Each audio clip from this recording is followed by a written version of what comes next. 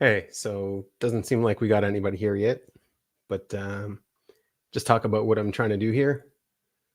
I can't say I got this idea on my own, but we're just trying it out. If you are interested in joining, please click the link in the description and yeah, join the panel. We'll just talk, hang out, do whatever. And I don't know if Wednesday is going to be the day, but we'll see if this takes off, see if people like it, see if it works, and keep going if it does, and drop it if it doesn't. But I have a feeling that this is kind of a void, so maybe it'll work out. So yeah, I got 2 people watching, 3 now, and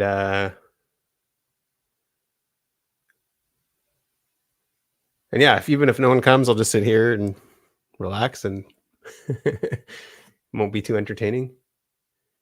Let's see what I can do. I got something I've been thinking about, so maybe I can talk about that while people are figuring out how to join.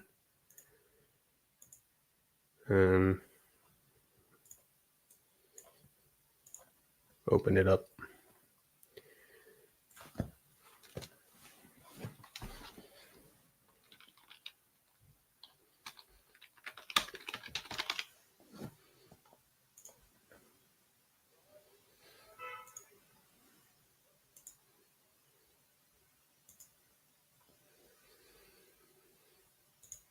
I see 6 people watching, so you guys should join me out here, whoever is watching.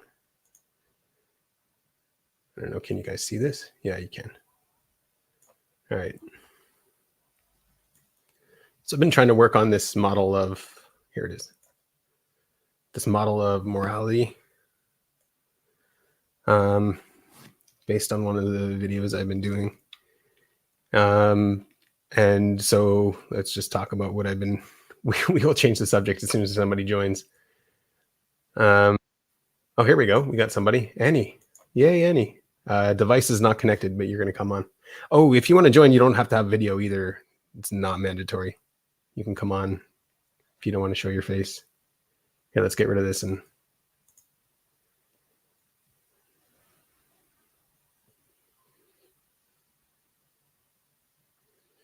she's still got devices not connected. I'll talk about what I've been working on a little bit. It's not ready yet. All of these sensory details aren't worked out yet. But why is it not scrolling down right?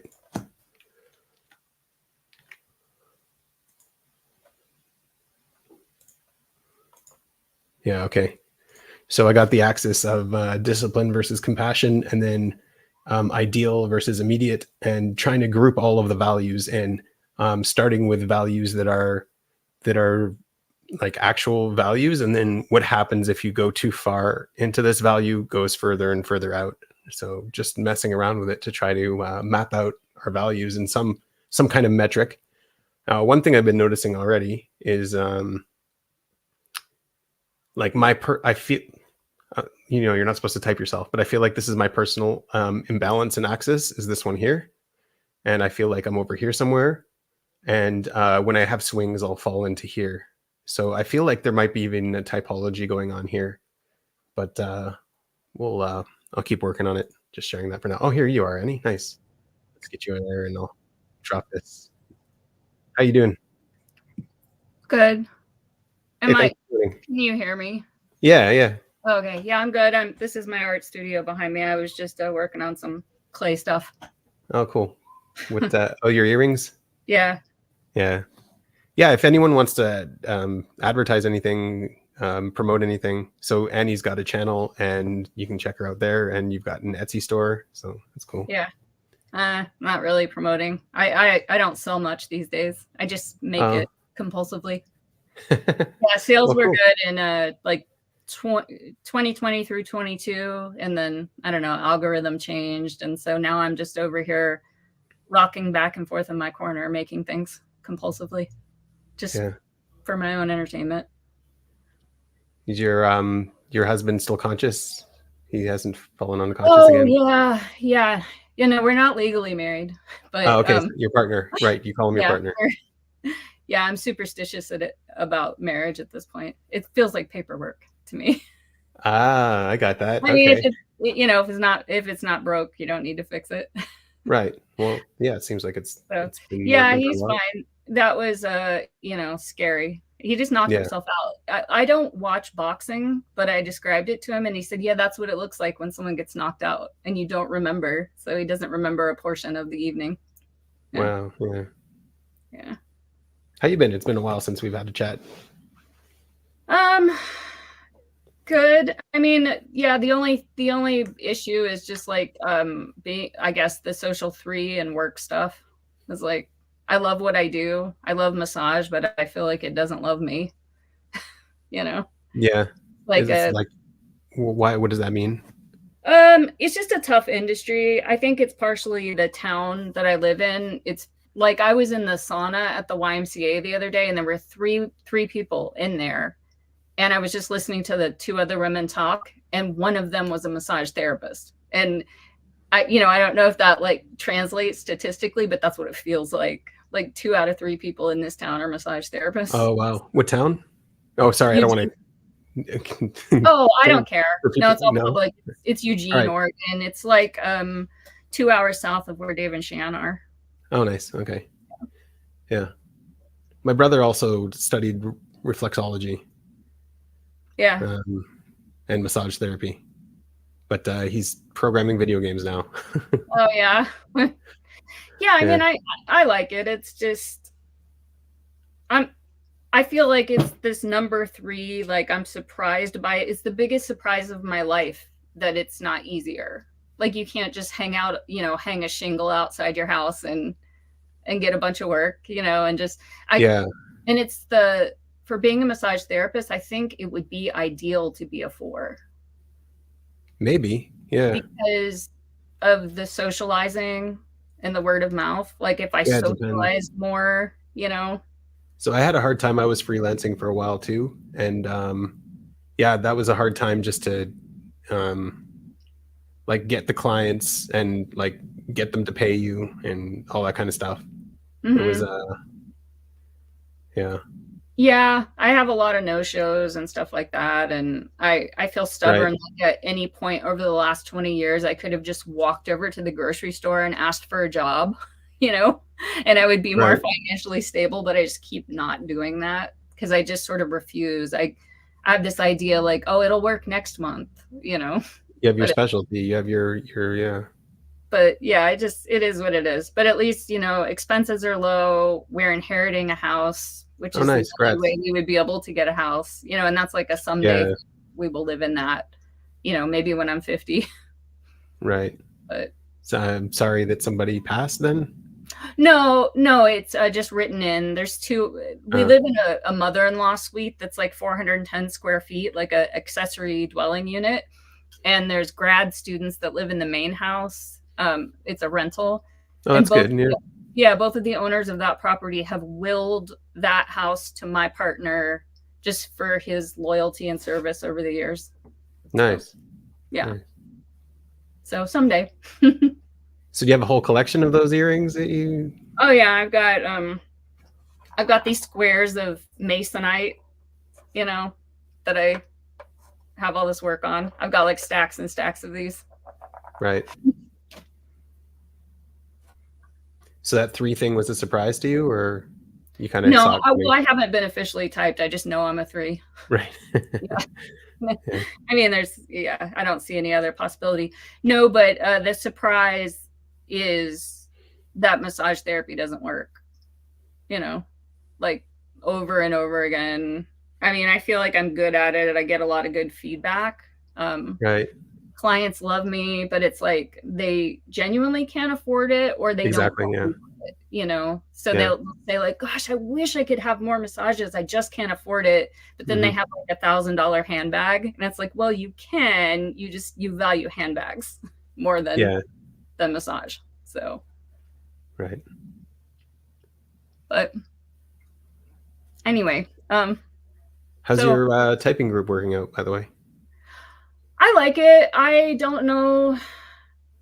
I think I'm getting a little bit better. I mean, I just don't feel like I'm very good at it, but I've really enjoyed the process, and I haven't met the new person. So we got a new client, but I haven't met the fourth typing member Right. that we just got. Yeah. Yeah. But Yeah, you how about don't. Well, the thing is, you don't need to be good as an individual. You need to be good as a team, I guess. yeah, and we are sort of we're keying, we're agreeing. We're seeing the same things. So I think that's meaningful. And I have this experience where I feel like I'm really good at listening and comprehending what the person is saying and their struggles, but I'm still not connecting it. To Like I type, don't know what that means in terms of right? function. I just feel like I'm really good at listening to people. Yeah, I wonder if type is even useful for you to know people's type, or you just rely more on your own intuition. um yeah. I mean, I think it's just like I'm super, super good at comprehending whatever material I'm reading. And so if that's a person, if that's like the NF of a person, I'm really good at that. So, Hmm. yeah. Nice. Yeah. So what about you? What have you been up to? I actually got a new job. Oh, Yeah, which is nice.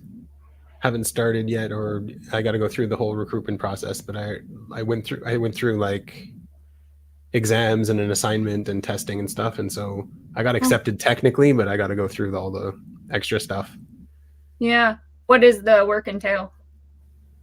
Um, it's working for the missile defense company, or I don't even know if I'm allowed to talk about Oh, yeah, yeah, yeah. it. But yeah, something like that. So funny story. When your Facebook thing went away, you know, Oh, right. I noticed like some other people had decider freakouts. I had just immediately observer freakout, jumped to a conclusion that it was an IDF non-disclosure thing. Oh, okay. Just like it's just so funny when I finally found your profile again. People are like, I was having a decider freak out about that, and I'm like, oh no, me like Yeah, totally I aware. blocked everyone because I don't like you guys. Yeah. Yeah, because I know that in some other countries there are non-disclosure rules about Right. social media and Well, that might happen, but I would announce it or at least let people know, I think. Yeah. yeah, Yeah. No, this was just an attack. Someone attached their Instagram account to my Facebook account somehow with some loophole yeah, and then violated the stuff on Instagram and got my Facebook account banned. yeah. Hasn't happened to me yet, but I imagine you would have lost all your other, like if you had business Yeah, or that's all gone. yeah, Yeah. it's all fine. Yeah, No big deal. Doesn't matter. yeah. But yeah, no, it's I don't know if I was like specifically targeted. I know a bunch of people go through that kind of thing. So I found websites of people talking about it and still nothing gets done. So Yeah. Yeah, I've never gone through anything like that, but I think it would stress me out. probably. Yeah. Yeah. Yeah, I mean, most of my socializing is online, like people that I, see every day and like really care about. I want to know what they're up to. They're all, elsewhere. So, Yeah. I don't know if I lost anything of value really. Like I had a lot of interactions with the community, a lot of like writing messages under people's posts and stuff like that. But it all disappears. It's just it doesn't matter. Whatever yeah. it is, what it is. Yeah. Yeah. Mm. Mm. Well, I missed your intro. Did you have like a topic No, for no this? topic. I'm just trying to do this thing. Anyone who's watching is welcome to click on the link in the description, just join and hang out and talk. And if the conversation gets going without me, I'm good too. I'll just let people hang out. But Yes. yeah, it's the first time I'm trying it. I saw it. Um, Flow State, Taylor Briggs. Oh, that's a person's profile name. Yeah, no, I Yeah, know the he's concept of flow state, but oh yeah, it's his name. Yeah, so he's ESTP from typology community, and he just branched off to do this same kind of thing. And I'm uh-huh. like, oh yeah, we should bring this over to our side of the world here because it might be Yeah. something cool to try and get going. And if it I works, it works. I feel like yeah, if you did this or if you do this, it will probably work. But if I did this, it wouldn't work.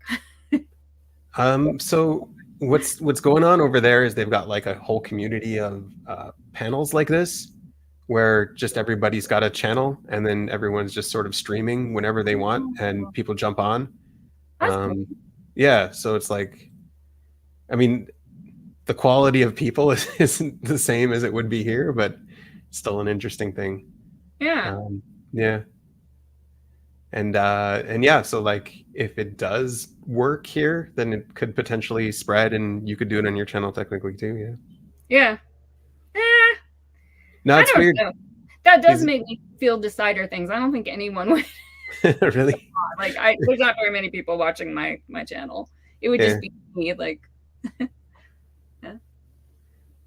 It's funny that you get the decider stuff too sometimes. Yeah, I just feel like I'm not very influential. Well, that can change. That's not static. Yeah. Yeah, I'm realizing that like a lot, that I do have more decider stuff than I realized, or like I just couldn't see it because like ultimately I'm not bothered, but it's still there, you know. I mean, for me, you're influential. For me, you're like one of the most yeah, I'm really glad you're around and stuff. It's yeah. Cool. Yeah, well, also as I get older and, you know, I'm really interested in growth stuff, and as I get older, like even as I read self-help books or listen to like the stuff that Dave is talking about growth, it's sort of like, yeah, obviously, you know, and then you kind of get, I want to share it with people and I want to help people, but also a dynamic where nobody changes until they're ready. And so you're saying this stuff, you know, I'm 47 now, so I'm saying this from a 47-year-old perspective, and it's not heard, or I don't know. And to me, it even sounds so basic, you know? Yeah, it's really basic. Yeah. And it's also repetitive as well. It's Yeah. And I've had my channel for like 4 or 5 years, and I feel like I've said it all, you know? Right?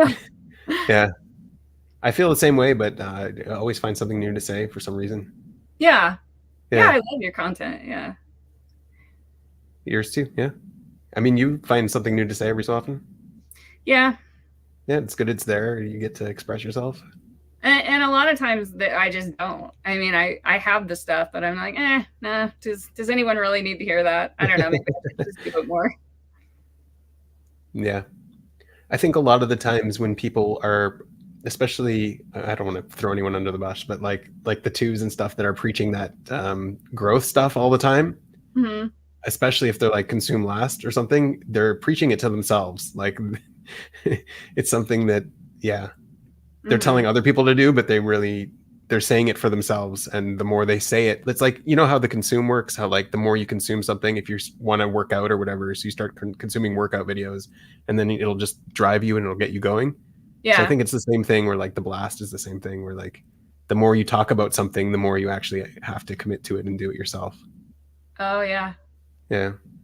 Yeah, you do. I mean, I do, because it feels super uncomfortable not to, like, you know, I have to. Right. I can't live outside of my integrity. Yeah, it's pure hypocrisy if you say something, preach, and then don't practice. Yeah. Yeah. Yeah, for sure.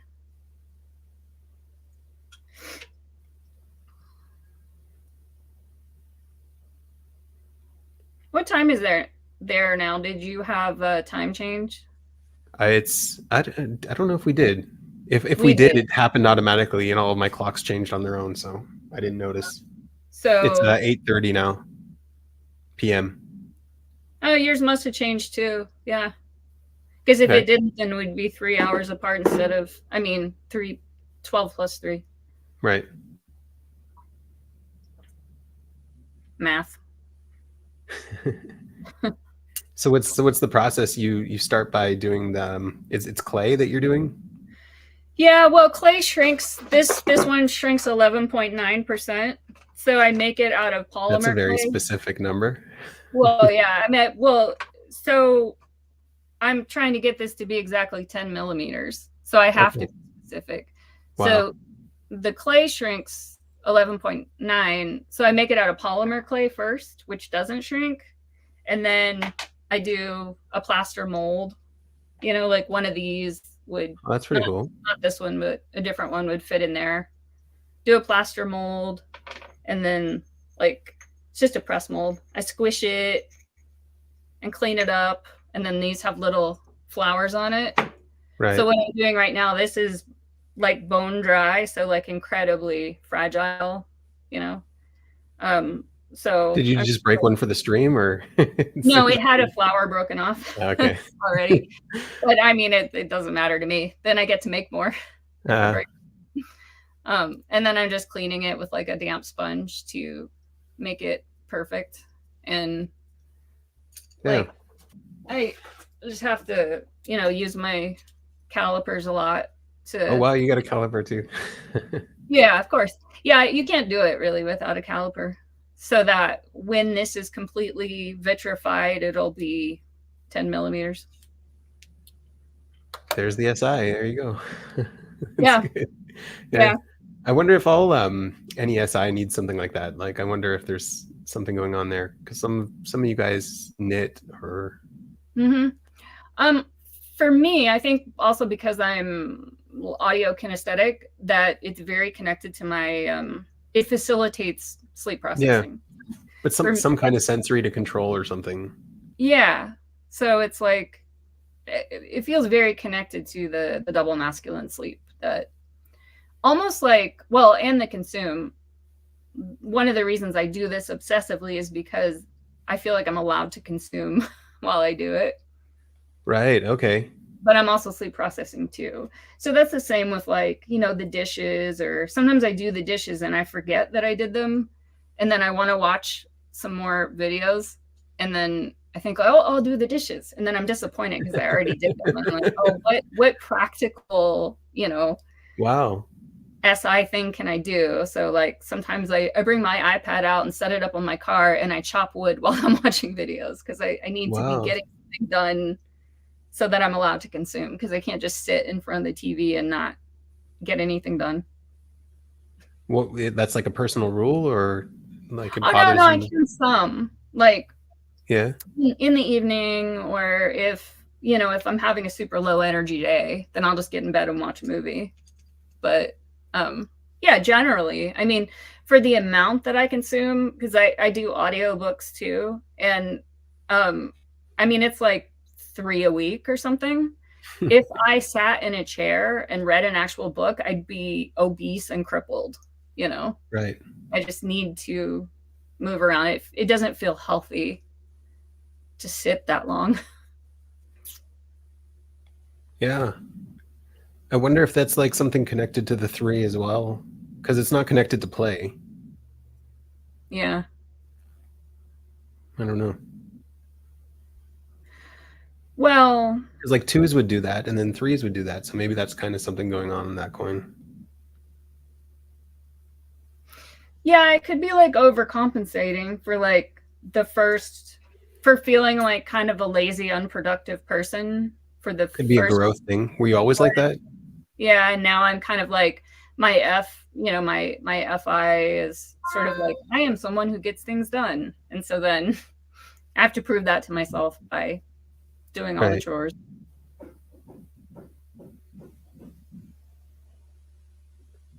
I don't know. So did you learn massage therapy somewhere? Yeah, I started, I moved back to Texas. That's where I'm from, for about a year and a half when I was 28. And I went there because it's it's cheaper and quicker to go to massage school there.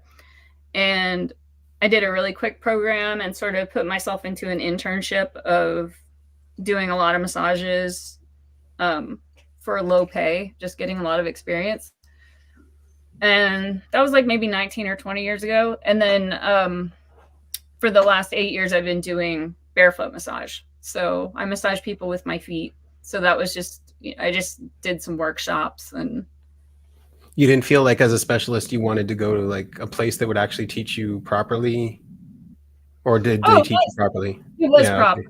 Yeah, it was proper. And then in Texas, there's like every state So in Canada, it's actually different. It's unified. Like if you're a massage therapist, you could work anywhere in Canada. But in the United States, it's different state to state. So while I was working in Texas, I continued to study to qualify to come back to Oregon. Yeah. I mean, I felt like the education was just as good, and it's an ongoing thing. Like I have to do continuing education every 2 years to renew my license. So my brother started here, and then he learned here, and then when he went to Canada, he had to get recertified there or something, and he had to pass actual exams for etiquette and stuff like that. And he just said all of the learning there was not actually for massage. It was like, how do you place the towel on the person so that they don't, and how do you, all that kind of stuff. Yeah. Right. Yeah. And every state's different, you know, about the draping laws. Yeah, the laws and stuff. Yeah. So he doesn't get sued, basically. Yeah. I mean, that was the most of his course. So he didn't actually learn massage therapy there. He learned that. Yeah. Yeah, it's gotten to be like that in Oregon, more like cultural competency and ethics, you know, which is, it's important. It's a lot of ethics come up. Right. Yeah. Yeah. Yeah, it's good that it's controlled like that, I guess. Yeah, it is. But I like doing it with my feet. It burns more calories. It's easier on my body. I mean, it's like kind of acrobatic. You know, I'm using a lot of core strength. And you have a place that you do it? Is that your place, or you go to them? I have to do it here because I have a parallel bars overhead, and I have like a big cargo strap that I, you know, kind of lean back in. Sometimes I'm really using my full body. Yeah, I do it. This office is next door to where I live, so we live in a like 400 square foot place, and then my office here is 500 square foot, and see people here right next door. So it's easy. Hello. Hey, Lawrence. Hey, how's it going? Good. How you doing? Thanks for joining. Thanks for having me. Yeah. You're welcome to be here. Yeah. I don't think, we've talked, I think, but we haven't had an interview, right?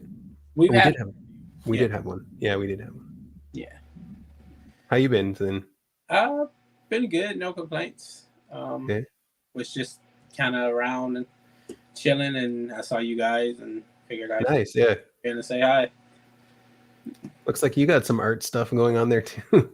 Oh yeah, I'm I oil paint. Yeah. Cool. I paint like portraits and stuff like that. Oh wow, that's really good, man. Thanks. It's like a small 5x7 piece. Yeah. Who is that? Is it like a client or just someone you're practicing on? Yeah, it was just something I did for practice. Nice. Always trying to get better. Yeah. Yeah, I'm remembering you now a lot. Yeah. We talked a bit. Yeah. Yeah. You just we kind of vanished like from each other for a while, but yeah. Yeah. How you been? Been good. Yeah. Been missing your show, but I know you got a lot going on. Right. Yeah. Yeah. Yeah. I mean, I guess I guess I focus more on the typing group. I had that going, and then other people were doing the interview stuff. Yeah. Yeah. I was kind of listening to you guys' conversation. I was listening to talking about she was a 3, and I don't know. I think I'm a 3 as well. Okay. And I don't know. I have to look into see if I'm going to get that formally. You know, formally. Yeah, I don't know. Yeah. But I figure either a 3 or 1, but I feel like 3, pretty certain. You know. I mean, most people get themselves right from what I've seen. Some people are way off. I can already tell, but yeah. But yeah. Yeah. So what kind of 3 stuff you do other than the painting? That's a good question. My mind's like blanking right now. Like it's weird. I never feel nervous, and then when I talk to you, I get like super nervous. Can I put on a funny hat or something? I already have one on. There we go. I don't know. What is like 3 stuff? Like, what is that? I don't know. If you typed yourself a 3, you should know, right? Yeah. For me, I felt like doesn't everyone have like a little 3 something in their life, like some little thing they nerd out on and go all in on? I don't think so, actually. No. No. I thought that early on, and then I found out that is not how most people do it. So for me, like, I've always known I wanted to be an artist. Like, that's always been there. And then I don't know, like, I want to be a master domain. That's what I call it. Sort of like a specialist. I want to be just this one area. I want to be like the total master of it. I want to know everything and be like the guy you come to for anything in that area. And it's just oil painting? Like, that's the one thing? Yeah. It used to be comic books, but now it's just sort of like oil painting. I mean, you could join the 2, I guess. Yeah. Oil painting comic books. I've never seen that, but that might be cool. Actually, yeah. That's kind of a common thing, actually. Is it? Yeah. Oh, I didn't know that. Okay, cool. Yeah, there's a lot of really cool guys who do that. So, yeah, I do a little fantasy stuff and stuff like that. Are you worried about like AI coming and taking a lot of that away? I'm not, but I know a lot of people are. But what I've seen, it's difficult to describe. Like, there's a difference to me when you look at it. It's almost like it lacks something. I don't want to be cliche and say it lacks a soul, but it feels like it's missing something. But they might eventually get that. I don't know. But I don't know, man. I wouldn't want to do it depending on, do it all on a computer. And I don't know if that happens, then I'll have to figure out something else. So, yeah. Sorry, I didn't mean to worry you. Yeah, I'm not really super concerned about it, though, to be honest. So you're like a student now, or you're working in this, or? No, I'm aspiring, but I'm always ever the student. That's sort of like my philosophy in life. Same, yeah. That's good. Consume. Yeah, the consume. Yeah. Did you ever settle? I know you said originally you didn't agree with your animal order. Did you ever come to a conclusion on that? No. Look, okay. So like the system makes sense as a system, as a way to categorize people, I think, as a way to track cognition. I don't think it's quite exact, like 1-to-1 on what's going on cognition wise, but I think in terms of like a way to categorize people into areas, I think it's doing quite well. And so I guess I understand why I was stuck into that category but it doesn't match what's going on in my cognitive sense. So I think I'm just separating those 2 out. So like, if you want to say that's like my type is that, like, I see why and I can get behind that, but like I'm not going to assume that on as my identity, because it's not what my cognition is doing. Okay. Yeah. I was like baffled by that. Like the sleep last part, you seem very sleep to me. Like, you just seem like you're always figuring stuff out, working through things. Yeah. So yeah, that could be consume or just TI, or you could explain it however you want. But that's true. Also, like the whole thing with grouping the letters with the animal, I see why people do it, but I'm not sure like that's also what's really going on. Anyways, so we got a question actually for you. Elaine's asking, do you think wanting art to be sincere stems from type? You can both answer this actually. What do you think, Annie? I mean, yeah, maybe. I don't know about type, but it does for me. I mean, sincerity is important. You know, masculine FI, authenticity, identity. Yeah, it matters. Yeah. Do you feel? Oh, go ahead. I also have the masculine FI, and I also agree that it matters. Right. I don't know if that's a type thing. That may just be a individual thing. Do you guys feel like it's a way to express yourselves, or it's a way to be authentic? Both. Both. Yeah, definitely both. Yeah, that's interesting. So I do music and stuff, right? But so I feel like it's more a way to express myself, but being an artist isn't the authentic me, if that makes sense. Like it's a way to express the authentic me, but not the art itself isn't the authentic me. I think there's like a separation there, that a nuance there. I don't know if you guys got the same thing. I think being an artist is without a doubt the authentic me. Like that's a part of my identity. Right. The art is a way I choose to express myself, but beyond that, I don't know. You too, Annie? You feel the same? I do, but yeah, but I still think that there's limits in terms of my vulnerability. Like I'm presenting something probably. I don't know. I guess I feel like I need to make that distinction, because when we're talking about authenticity, I don't feel like I like lay myself completely bare in my art, if that makes sense. Right. Yeah, and I guess I'm just saying that because I just want to be like completely honest that there is. That works. Yeah.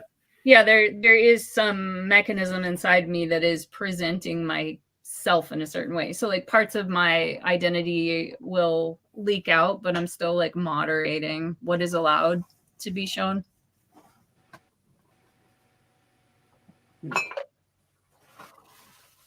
Which probably most people do, you know. But there's some really brave artists that maybe don't. And there's probably some artists that are doing more like a vulnerability porn thing, you know? What does that like, mean? You gotta decrypt that. Like ostentatiously being vulnerable for shock value. For the sake of it. Yeah. Right. So not because it's actually their authentic self, but because they're trying to get attention, like maybe?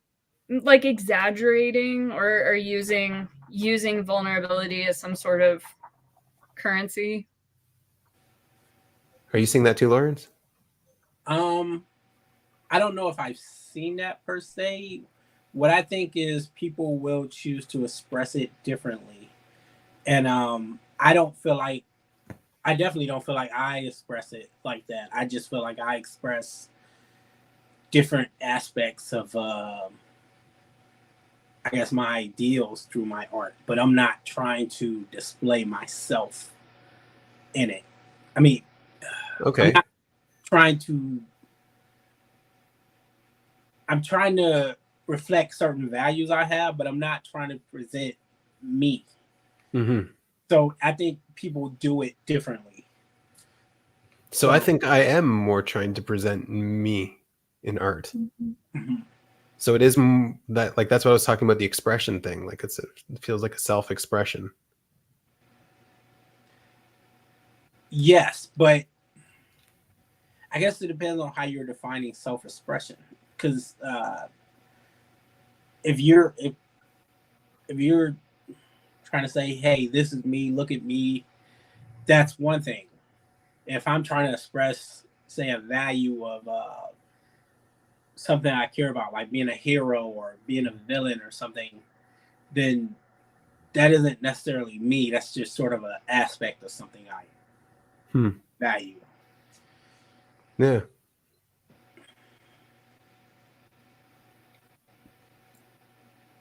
Maybe it's also like an IP thing. Like I'm way more identity focused than you guys are. That might be true. Yeah.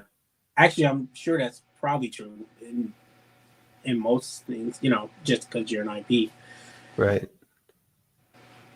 So Elaine elaborated a bit. I think for me personally, creating is a play with perception and not sincerity thing.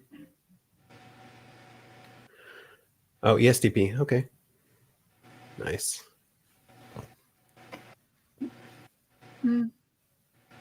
Play with perception. So like trying to make something like aesthetic outside of yourself, playing with. Yeah. I got that with the SE when I was doing my music, that like I need to present it and consume it back to be able to figure out what it is. Mm-hmm. Like every time I would make a change, I would need to like reconsume it. Mm-hmm. I don't know if you guys do something like that. Yeah, well, especially for me in music, in the songs that I've written, I feel like I have absolutely no control over it. And I write it and I listen to it and I'm like, what is she talking about? What is this about? And it's almost like it's a message to myself, from myself, but somehow, like, I guess like it's coming from the subconscious or something. Right. I have no control over it. It's not like I'm not crafting a song like, oh, I want to write a song that's in this vibe and sounds like this. I have absolutely no control. I write it, I don't even like it, you know. And sometimes other people do, and I just. Yeah, you got a song. I don't know how many songs you have on your channel, but I heard one there. You're pretty talented. Yeah. Thanks. Yeah. Yeah, I mean, I wrote a lot more in my 20s, and I listen to that stuff now, and I'm like, she was 20, you know. Right. It's kind of funny how even the recent stuff you're talking about, that dissociation, like what is she talking about? Because it's not you anymore. It was you when you wrote the song. Mm-hmm. Oh, I'm just very much like that. I don't know. There's like layers of observers inside of me. So I mean, Annie's always doing this and that, and then I'm analyzing what Annie's doing, and yeah, she's kind of an idiot. So so one of my favorite new albums of 2023 was this guy Steven Wilson Jr. I've been listening to him a lot, but it's very like I don't know, Americana. Anyway, there's this one song on there that reminds me so much of the writing on your album. Did you write those songs? Yeah, I wrote them. Okay. Yeah, and it's just like the message and the like, maybe it's very NT or something. Every time I hear it, I feel like that the lyrics of this song would slot exactly into your album, and I would believe it. You know, I would believe that they were all written by the same person. Interesting. Yeah. I don't know if we can visually type this guy. Oh, yeah. While listening to his story, I sort of felt, I mean, I'm not good at typing, but he did tell a story that felt like when he was younger, he all of a sudden discovered FE. Like, oh, wow, FE, that's a thing you can do. Interesting. You know? But I don't, that's just one thing I heard. I have listened to some interviews and I would love to know his type, but I don't think. He could be like Alpha Quadra. He looks definitely NESI. Really? But it still looks like stuff. Mm-hmm. Yeah. Oh, that's my favorite. I've listened to that. I get kind of stuck on music. And so I would say for the last 100 days, I've listened to that every morning on a morning walk, the same album over and over again. It's really good. Cool. I'll check it out. So he's like a proper musician. Oh yeah. Yeah. Oh yeah. I try to learn how to play his songs, but you can find the dumbed down like chords online, but he's playing all the songs in open tunings, and that's not published. I can't. So I'm just like trying a whole bunch of open tunings, trying to figure out how to play his songs, and haven't figured it out yet. He does. Oh, he does different tunings. That's why. Mm-hmm. Yeah. Yeah. Yeah. So you can get like the dumbed down version, but it just doesn't. It doesn't sound as good musically as what he's doing. Yeah.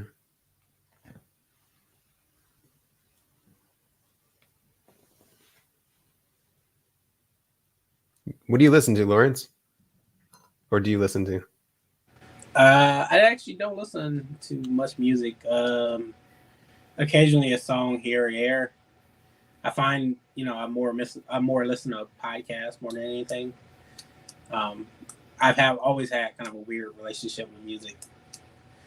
Yeah. Like when I was young, I liked to when I was young, probably I don't know, like under 10 or so. I just didn't really get it. I would occasionally listen to rap, and then like when I was 16, all of a sudden R&B made sense, girls and stuff. And then it always just kind of goes in and out here and there. So Yeah, I don't think I got it either for a while. Yeah, I don't think it made sense listening to a song. Like, I didn't get what you got out of it. Like, what was the point? What was the actual consume content in it? Yeah. yeah. But I don't know. Every now and then, like something kind of hits me, hits my fancy, and then I'll listen to it for a little bit, and then, disappear for a while. Yeah. Oh, you're probably not going to remember this, but when we did our interview and we were talking about kind of like perception, I was telling you how things look differently to me now, and like since I got my type, and you were saying that basically getting that kind of changed my perception and Yeah. life. And I was kind of like, yeah, I don't know about that. Yeah, you were right. Always going to say that. Yeah, That's all good. Yeah. I validated myself already, so I'm good. Yeah. I beat for the win. Right. No, yeah, it's interesting that like it always happens once you learn with the NI, right? Once you learn this new concept, you just start seeing it everywhere, and it does absolutely change your perception. You have a new bucket to stick things in, a new way to interpret the world, and a new delusion to uphold. Yeah. Yeah. It's so interesting. Like a lot of times, like I'm always thinking about the TE because like that was kind of a new discovery for me when I got typed, and then always think like, oh, the thinking, and then I just realized like, yeah, that first function makes such a big difference. You're not even noticing it because it's just sort of the air you breathe, Right. I don't know. Yeah, SE is a weird one. Like I still don't. Every so often when I think about it, I still don't get how it's a function. Like, doesn't everyone just SE? Yes, Right? I agree. I can't help but agree with that. But at the same time, it seems clearly not. So, Right. what do you do with that? Yeah. No, yeah, I see it too when people don't have it. Then I'm like, oh, that's what a lack of SE looks like. Okay. Yeah. Yeah. Because I know SE kind of always gets the bad rep in the just in the Myers Briggs thing. Like, oh, SEs, they're dumb. But I'm just always kind of like, no, SE is pretty interesting, Yeah. But what does it look like? You say like you mean you notice it if it's like dead last, or like what is it? I don't get it. So like just knowing how much, like estimating how much something weighs, how physics works, how the sensory reality, just sort of the mechanics of things, how it just sort of plays out. Mm-hmm.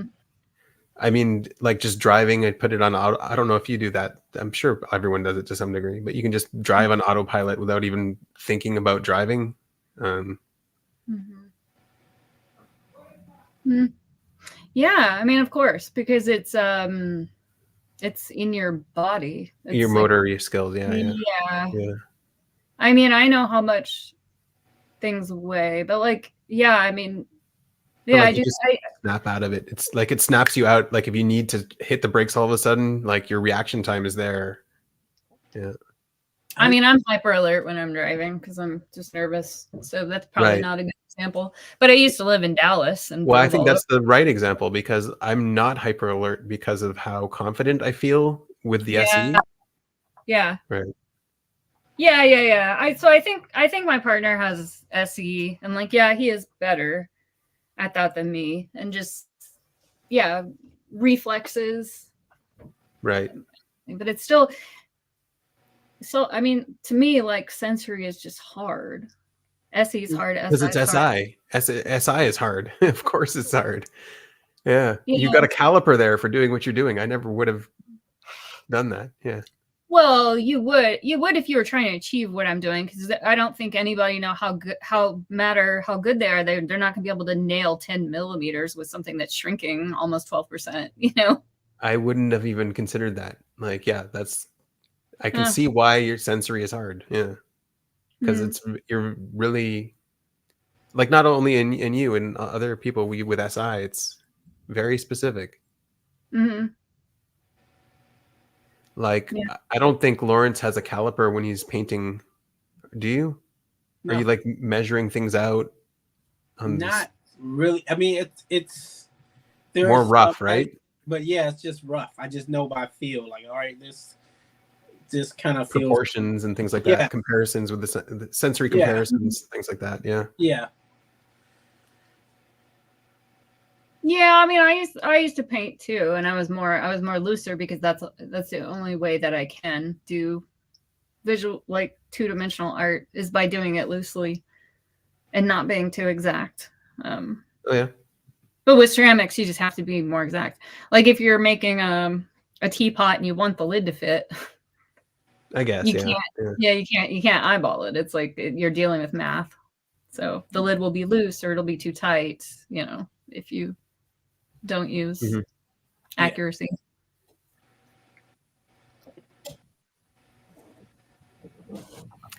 Yeah, I think SI is actually really hard. Like I don't know how to follow a recipe either when I'm cooking. I just don't know how to do that. Just keep all the steps in order, figure out all that stuff. Mm-hmm. Yeah, it's hard for me. I always go off the map with cooking. Yeah.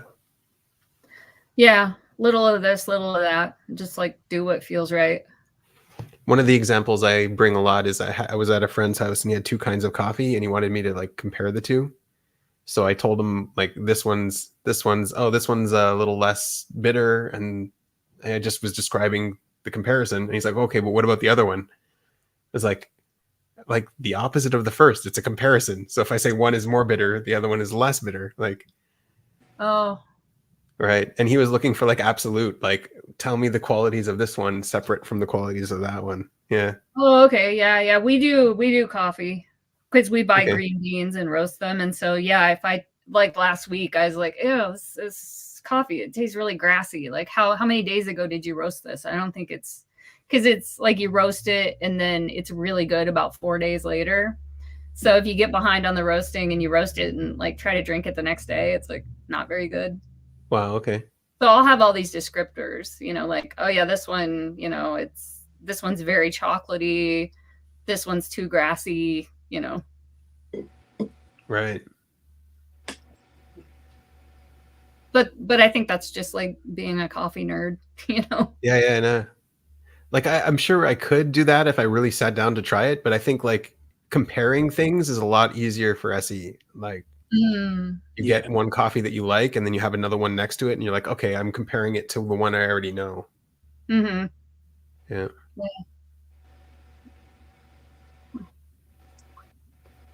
if this function stuff is real at all, right?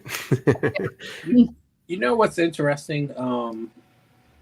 People will kind of notice things that aren't even like, for example, I've spoken to people, I've spoken to several people that aren't really connected to each other, and they will notice things about me and be like, "Oh, this is weird. You do this thing and you're like this and you're like that," and it does come back to a lot of the OP personality stuff. It's like they're seeing it, They're seeing but it. Yeah. they don't know the system, so they don't. Like my wife will be like, what did she said, you make critical observations. And I'm Right. like, that sounds observer to me. That's- You know, like I don't know what else you would call that. That Sounds SE Dom to me. Yeah. Yeah. Yeah. Yeah. Yeah, it's interesting too, because like I definitely have no idea what feedback is about me. Like I'm just completely blind to that. Nobody ever feels comfortable, I guess, giving me feedback, or I don't know what I do different to not get the feedback. But like the savior plays, that's all they're doing all day. They're just looking for that feedback, or they're processing it, or they're and like if I got feedback, I wouldn't know what to do with it because I'm gonna check it. I'm like, yeah, that's not true, or yeah, maybe. But like you would be putting it on the spectrum. Oh, 10 people said the same thing. Maybe they're and just was doing that so much without even realizing it. Just like again, it's like the air you breathe. Like you're doing it, you just don't even know. You don't even realize. right. Autopilot. Yeah. Yeah. Mhm. I watched myself last week. There was this new guy at work, and he had Jeff, and I had seen that way they spelled Jeff. It's like G-O. Geoff. Yeah. And I had seen that once before, and I was looking at it, and I was like, "Oh, okay. Let me go and ask." Because the guy I'd seen, he was like Irish or Scottish or something. So I thought maybe that's just the way they spell it.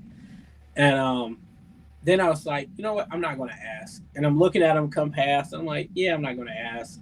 And then I'm watching me ask, and I'm like, oh, what the fuck? Like, yeah. And it's just like, yeah, let me play and get you for whatever information I can get from you. Yeah. Can't help it. Yeah. Yep. Impulse control. Yep.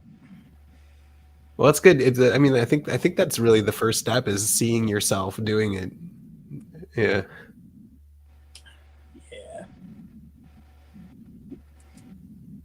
Yeah, I get the same thing too with my NI. I think that might be a little bit of NI there, where it's like you know how things are going to play out, and you're like, okay, I don't want to do this, but then like you still play it out anyways, and you're just like, oh, why did I play this out? Like I knew how it was going to end, but you just can't avoid it. Yeah. It's like you can't resist it. Yeah. And then sometimes you think, okay, maybe I can change it. Like maybe if I hit the right pressure points, the NI will, and yeah, it doesn't.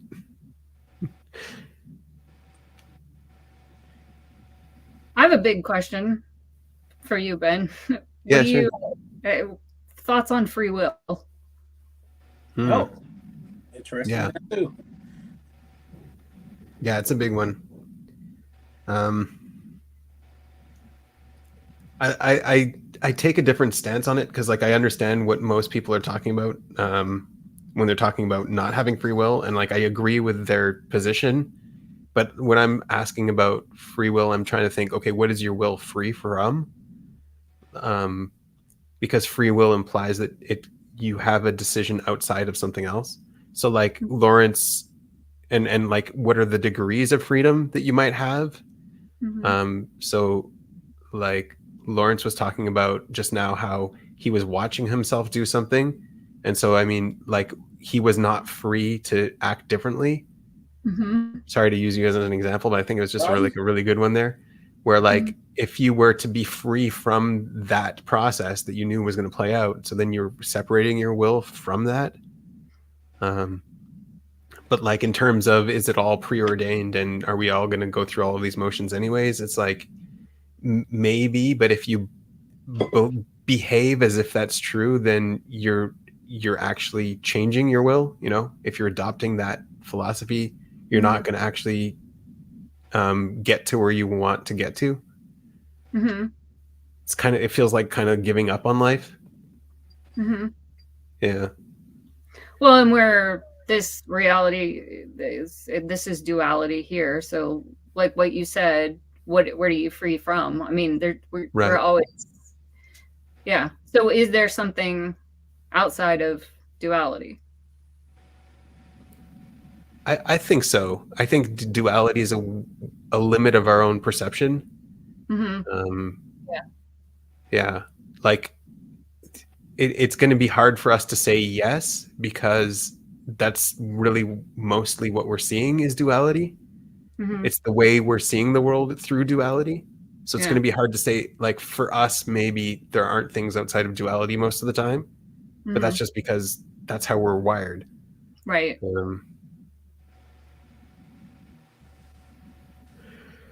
But there's definitely things that are outside of duality that we do perceive. It's also easier to see things through duality. What do we perceive that's outside of duality?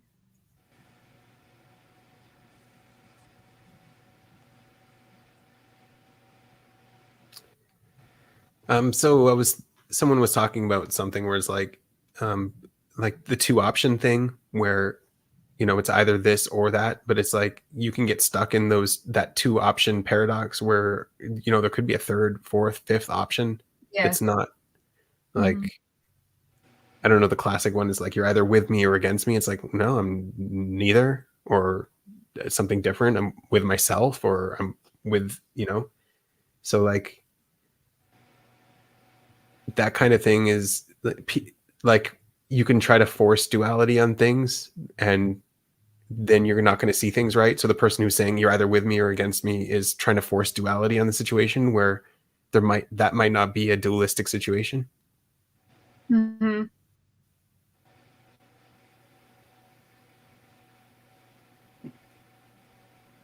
So here's something, I don't know if I heard it one time or if I don't know, for some reason it's in my mind, an interpretation of that line, the knowledge, the fruit of the knowledge of good and evil.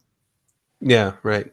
What if there was something before duality, and now we have this perception? That's an interesting thing to think about, for sure. So like there was a time before that, and like that's what the story is about. Or one interpretation or one way to see it. Yeah, I don't know if I heard that somewhere. Yeah, it's interesting. My mind invented it, I'm not sure. I mean, in physics, right, you've got gravity, which is not a duality. Gravity is a universal thing, and energy is like a universal thing. But then you get like electric charge, which is a duality. But then you get onto quarks, which have like three different directions. Like they have color. So like we're still interpreting it through a dualistic mind, but like the fundamental makeup of the universe has sort of these ideas built into it that I guess there's still numbers, there's still directionality, but it's not necessarily duality. Yeah. Yeah, but back to the free will thing, I think like we have like a tug of war going on in our minds, and that means we're able to choose which part of our cognition we want to side with, we want to allow to win the tug of war, I guess. So I guess struggling with an addiction or something like that, so you definitely have that tug of war in that situation. So you can either be a servant to your addiction or break free from your addiction, and that way you're saying, okay, so now I have free will from this. Like it's like, what are you free from? And another thing I was doing to process it is, as well as like I was thinking of like in chess, or it doesn't matter, just see in the world where you see like several moves ahead. So I was trying to process like, okay, if I were to see further ahead, would that increase my free will or decrease my free will? Because if I knew I had to, like, it would decrease my free will for the moment, because like the only move I can make in order to win right now is like this one move, because it plays into the whole chain. Mm-hmm. So that might decrease my free will now, but like it's exerting my free will to select to see that far or something like that.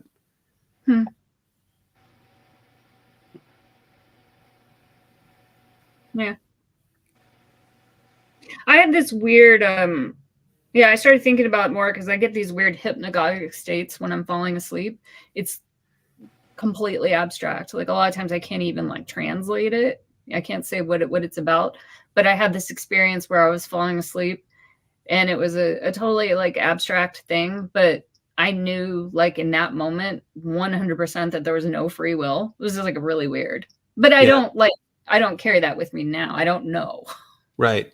No, I mean, I see that perspective too. Like that is a perspective that it is true to, like, if that's but it's I think it's not real. Like it's one way to interpret the concept of free will. Mm-hmm. Yeah. And yeah, because like if you wholly adopt that concept of free will, then you're getting rid of all of your degrees of freedom, and you're getting rid of the idea that you're free from something, and then the idea of crime and punishment and all that kind of stuff. You turn it all on its head and it becomes something different. And it just isn't. It's not like a practical philosophy too. I mean, so yeah, I've seen it used practically, and it's like it is a valid and valuable perspective, I think. But then like,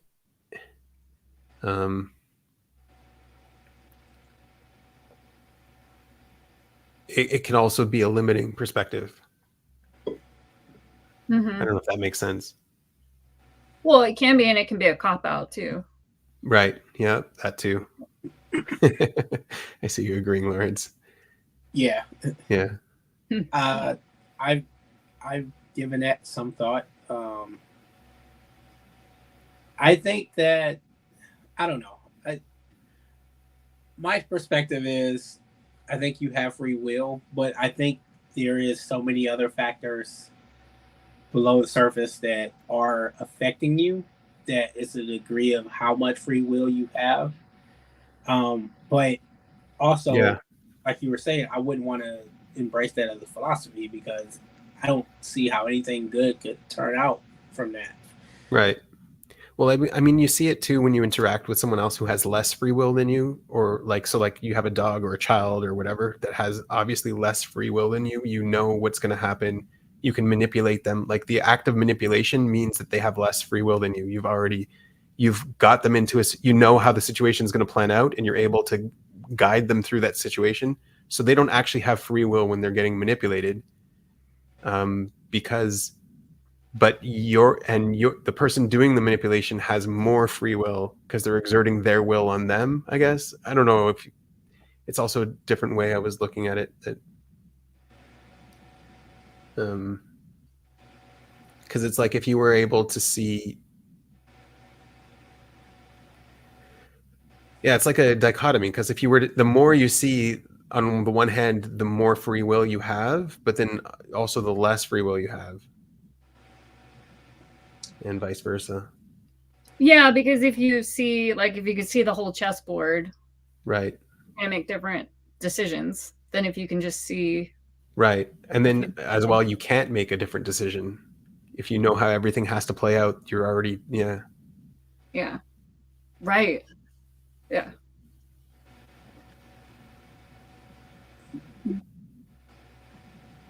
Do you get that where sometimes you're I'm the worst at giving examples, but sometimes you're talking to someone and you know they want to do something, or you're discussing something, and it's like you just see everything unfolding, and then it's like you see the whole chessboard, and then you're just like, yeah, this, and then come all the way back and be like, yeah, maybe we shouldn't do that. And you can tell like the other person is like not there with you. You know? So so there you go. You just explained a perfect example of when you do get more free will by looking further ahead. Yeah. Yeah.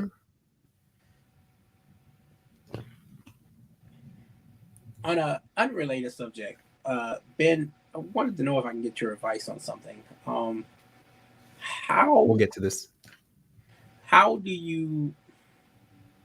All right, my wife is IP and feminine ISFP. So I'm sorry. she, Just kidding. yeah. She has a feminine FI. How do you? How do you? How can I get her to at least try to see? Like it's Another like perspective than her own. yes, I can see she just can't see it. What do I do with that? I mean, like any, your IP, any thoughts? Yeah.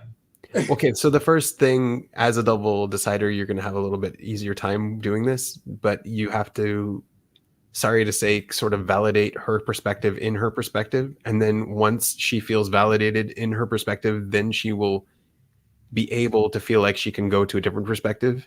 It's like, I want you to see this perspective, but I'm going to first validate this perspective and tell you that it's okay to have that. Like, I understand why you have that perspective, but now let's go to a new one, that kind of thing. I feel like I do that, but I feel like I do that so much that I don't know if it's believable, because it's always like, okay, I understand why you feel how you feel, but if you're saying that Right. instantly, Right. it Right. sounds like Okay. you're just bullshitting. Right. So, when you do that, they might feel like you don't actually understand how they feel. So it's like, get to the bottom of it, because it's not like you're on the surface level saying, okay, I understand this surface level, but let's look here. I think like this is, I don't know if this is enabling. I don't know if this will actually work, but like what the IP wants is for you to get the bottom of the perspective and see, like, because if you right away go to something else, they'll be like, oh, you didn't really understand me then. Right. And Yeah. then, so once you've proven that you've completely understood their perspective, then you have that permission to go and show them a new one. Okay. And get them to validate another perspective. If that makes sense. I'm sorry. This is it's weird because I do get that from her. Like, she wants me to validate, and I'm so like, that's not how I do things. Like, I don't want other people's validation, so it's like weird to me to remember to do that.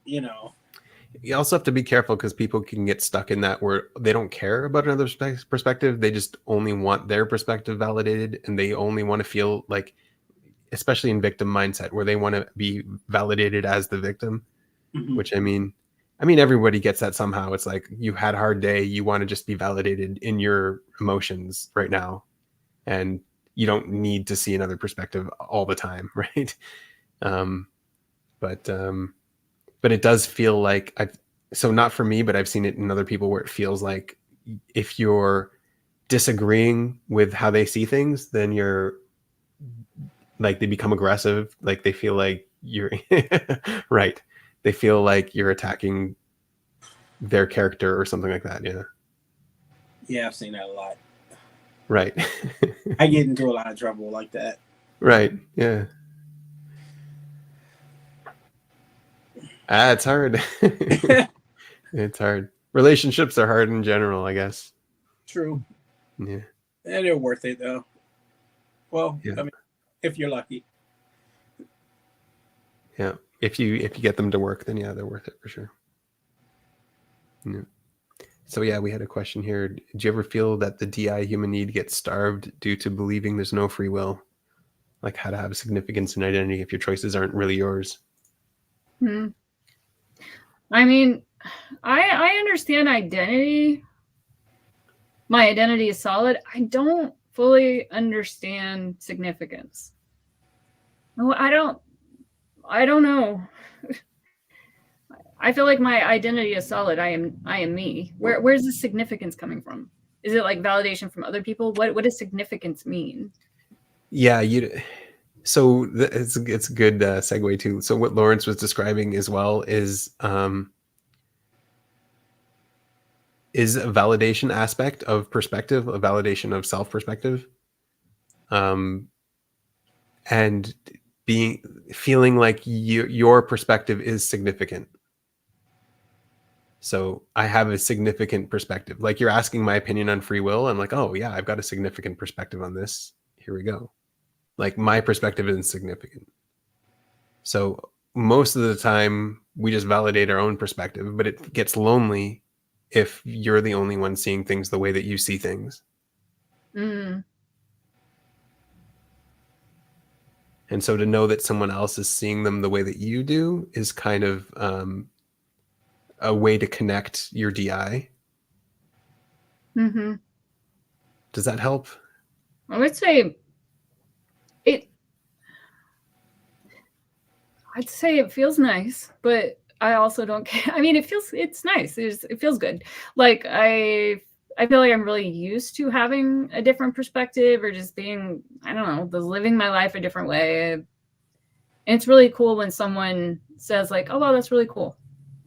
You know, that you did that, or like, oh, that's an interesting thought or an interesting perspective. I see that. That feels true or what. Sure, that's nice. But I also, like when you talk about having a need for significance, it doesn't feel like a need. It feels like just nice. Yeah. I wonder how to get the SI better on that. I agree the SI on this whole system isn't so great. So the way you're understanding those words and combining them together probably won't make sense. Yeah. I wonder what would make sense. That's a better question. So do I have a need for significance that is a blind spot? Like I don't even see, like I'm just sitting here telling you I don't feel like I have a high need for significance, but like, do I actually? I mean, everybody has all of the human needs to some degree. Yeah. Right. Uh-huh. So you do have the need for whatever that concept category of significance is. Just the word significance is probably not the right word that will link you to the concept. I mean, my perspective is significant to me. I don't know. That's right. The end of it. Yeah. It's the beginning of the end. Yeah. Yeah, no, it's not the right word. I don't know if I'm just lying to myself because like supposedly that should be my highest human need, right? I mean, OE is your highest human need. Yeah. Mm-hmm. Variety. I agree. I agree with everything Andy said, but I'm also not DI. But I agree. Like I'm used to not sharing the point of view with most people, and that's just sort of what I'm accustomed to. And I think it would be nice to get more of that, but I don't feel a strong urge for it. No, I agree too. I'm also used to not sharing the same point of view because like we're different people. So we're not going to have the same point of view on mostly anything. I mean, after this stream, we're going to close our cameras and you're going to go back to your world and I'm going to go back to my world. Right. Just so like, I guess you can see it in the validation sense. So whatever I'm validating you on right now, because like when we're having our conversation, we are doing validation on each other's perspectives to some degree. So like we do have that need to have our perspective validated. Maybe that's a better way to look at it. So is it possible that it's so it's such a small, or maybe small is the right word, but it's something you just not really consciously catching because it's not it doesn't seem like a big thing, but you are constantly getting it. You know what I mean? Yeah. Yeah, I think if I got no validation ever and nobody ever said like, oh, that's an interesting perspective, then I would either be like questioning myself, maybe there's something wrong with me, or I would feel really lonely. But the fact is I get a little bit here and there. Right. Yeah, it's not your primary addiction. Yeah. Yeah. Yeah, and the problem with the IP is we feel like if someone's not validating our perspective, then we have to go further into our perspective and make it more clear, and like we just double down on it. And it's just going to do the exact opposite. It's going to separate you more and more. Mm-hmm.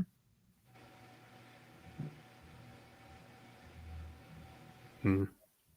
But like when you do your art, Lawrence, for example, so there is an FI place that art holds. And when someone goes to your art, you can share that FI place, or they can see it themselves to validate your significance. I don't, yeah, it's a bad word, significance, but to validate your FI. Yeah. It's funny because like they always say the FI is personal, and I Right. never really. I was like, I don't know what you're talking about. I'll gladly share my FI, but Mhm. then I did start to notice like if someone like there's this person who will be like, oh well, I think you should paint this, and I think you should paint that, and in my head I'm like, you You don't go get paint me. that. Why are Yeah, you? you go. Yeah, like why are you Yeah. telling me what to paint? Right. Yeah. So yeah. So like an IP person who was painting something, someone would come to their painting, and you might not care if the person saw or felt what you wanted them to feel, or what like your perspective on that art, but like the IP would be like, no, no, no, this is the perspective, like, Mm-hmm. and they would want to push that forward so that the other person got it, and like until they get that validation, because like I've had that before where I'm like looking at this art and I was like, oh, this is interesting. It does this. This is what it means. Like, no, no, that's not what it means. Like, but it could mean that. It's like, no, no, it means this. Right. Wow, that is so foreign to me. Right. I don't know if it's because I'm SETE, but it's just like there are just so many perspectives. I see it like this, but anybody can see it like so many other, Right. So But it's still nice to get someone to see it the way you see it for like a moment. Yes, Right. yes, but I don't think about trying to steer that. Like, I mean, if you see it, you see it. If you don't, you don't. Right. Yeah. But if you happen to see it, we can bond over it. That is awesome. I don't know if you guys get this too, but I think also one of the things for IPs, because I notice it when I'm around like lead plays where like I really want to control, like it's a control thing. Like the DI is just like control, but in terms of the tribe. So like the OI is controlling the chaos, and so then the DI is controlling the tribe's perspective or the way you come off or something like that. You're over controlling that. So I don't know, like maybe your wife would also like be critical of how you behave in public. There you go. Yeah. Yeah, she can Right. be so critical. Yeah. Exactly. Yeah. So then you're seeing the control over that aspect as well. Yeah. And it's funny because she won't see it at all. So she's gonna feel like you don't see it at all. You don't see the chaos you're causing at all. You don't see the That's true. repercussions I of it. don't see it. So Yeah. yeah. Yeah. So you know how Dave always talks about like decider crazy talk, I think is what he calls it, or something like that. Like they're always evaluating a hierarchy. You know what I'm referring to? Like Dave mentions it. He's like, oh, decider crazy talk. Like they're always just talking and looking at the hierarchy. Am I higher than you? Or you higher than me? And I was go ahead. Yeah, I don't know if that's just a decider thing, because so I knew an NITI that was doing that as well, but not their place in the hierarchy, more like other people's place in the hierarchy. And for me, it was just them processing this SEFE hierarchy, this objective hierarchy that's going on, and which basketball player is better than the other basketball player, kind of thing. Like, where's that hierarchy? Or and believing that someone is just special, like someone is just special, they were always meant to be there on that hierarchy or things like that. Yeah. So I've seen that from observers Yes. as well. Yeah. The observers seem like they're seeing one particular type of hierarchy. Yeah, I think we all have to perceive hierarchy in some way. We all have to see it. We all have to see ourselves on it. Like, I mean, just even the idea that you were talking about you being nervous talking to me means you're seeing some kind of hierarchy that I'm not seeing, because I don't feel like you should be nervous when you're talking to me, because you're seeing a different kind of hierarchy than I'm seeing, right? Okay, that's true. Yeah. Yeah. Okay, so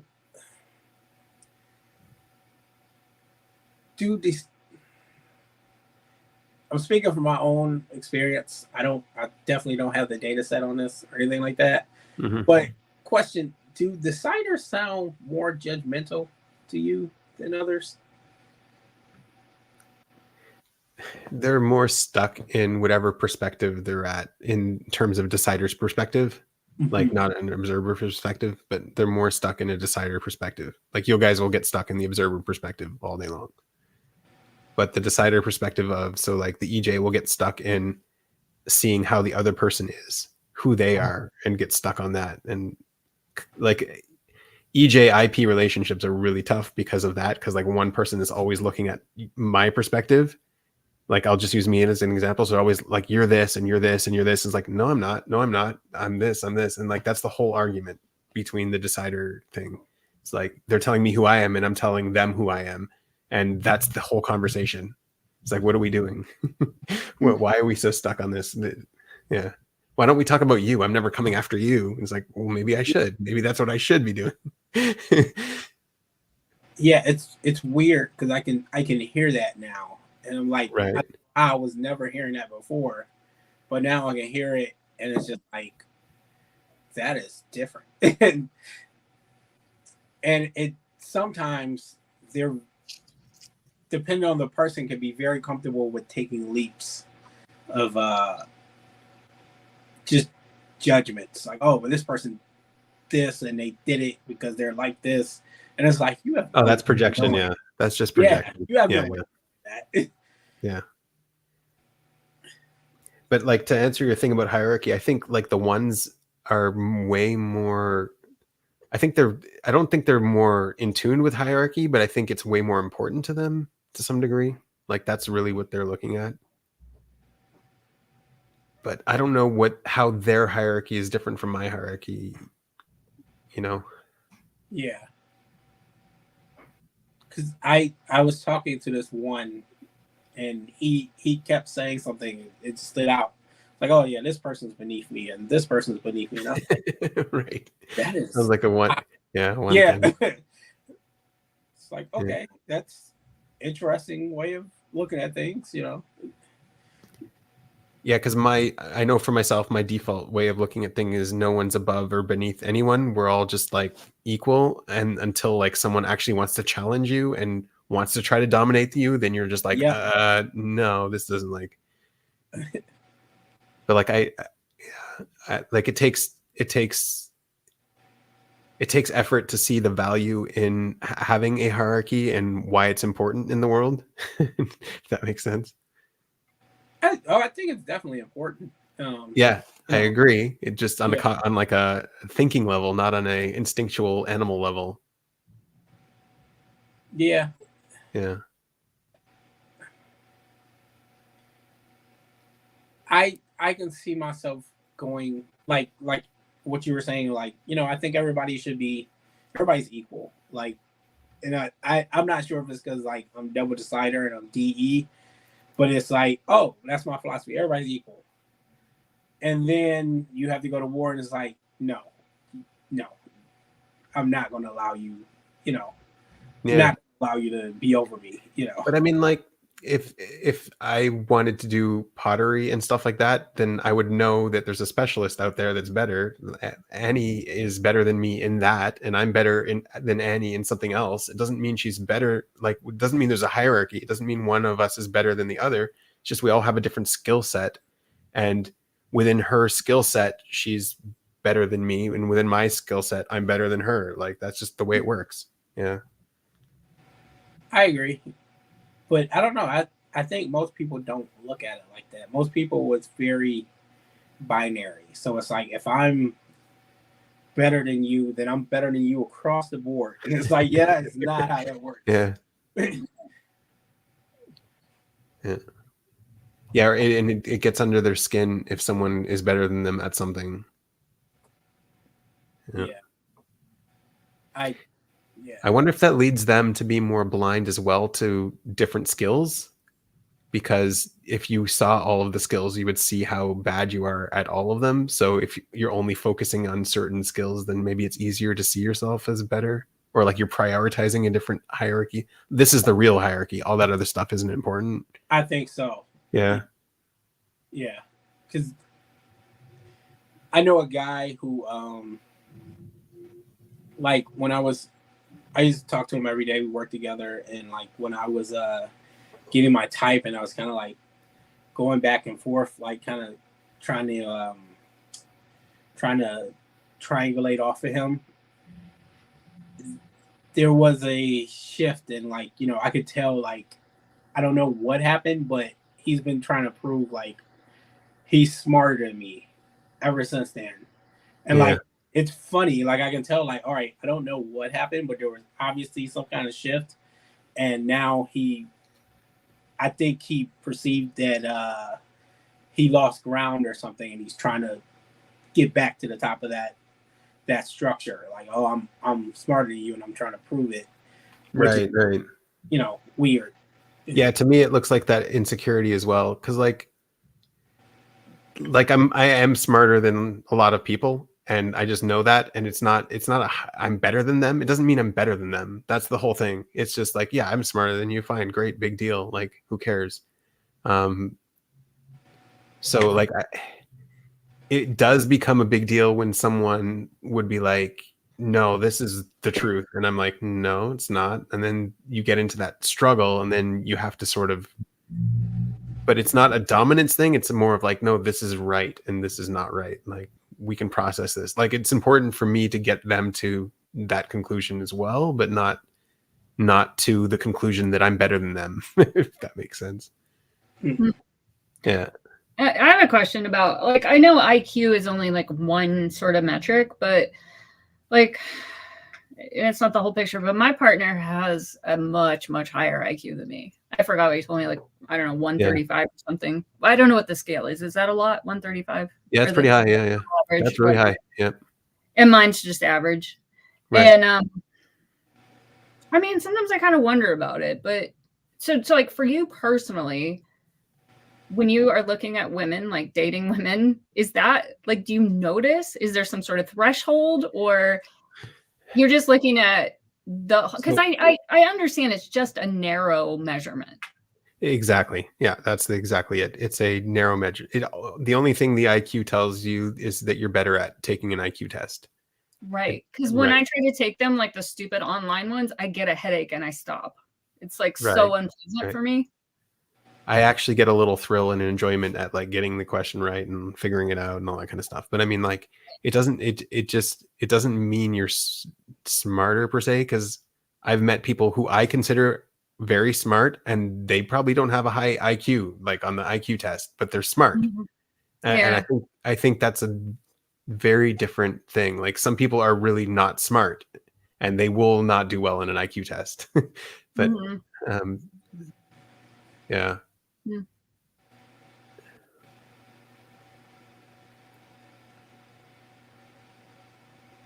Yeah, sometimes I just wonder, like, I wonder a lot, like, why the heck?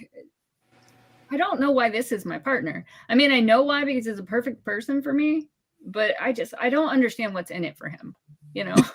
Like, yeah. We're just so different, you know? Yeah.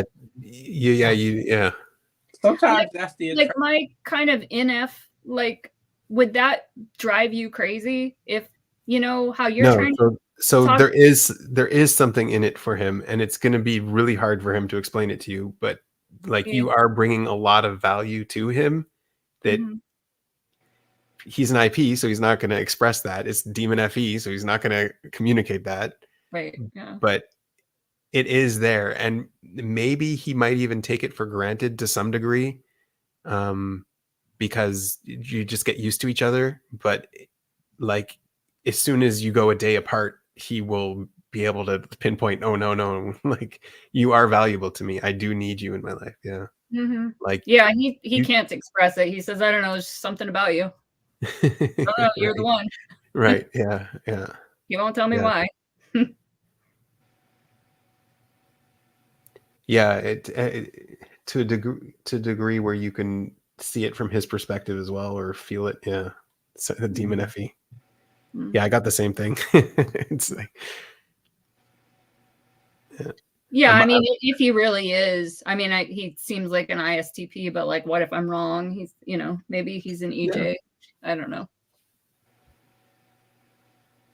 Yeah, but I mean, if that's the same way I would say it, is just, yeah, like, you won't feel it from him, but whatever he's saying is true. Yeah. And but it would be nice to be able to see why, I guess, from your perspective. Like, why? What do I actually bring to the table? Why am I valuable? Like, that's going to be a void. Yeah. Yeah. Do you get the same thing with your IP, Lawrence? Yeah. Yeah. It would be nice to be able to totally define that, but it's you really can't. It's only way I can say it is offering what you're missing, like that. Yeah. Yeah. But my wife, I started laughing because my wife said the same thing. Like, I don't see why you're with me. Like, we're so different. Wow. Like, yeah. And do you express your feelings? Sometimes.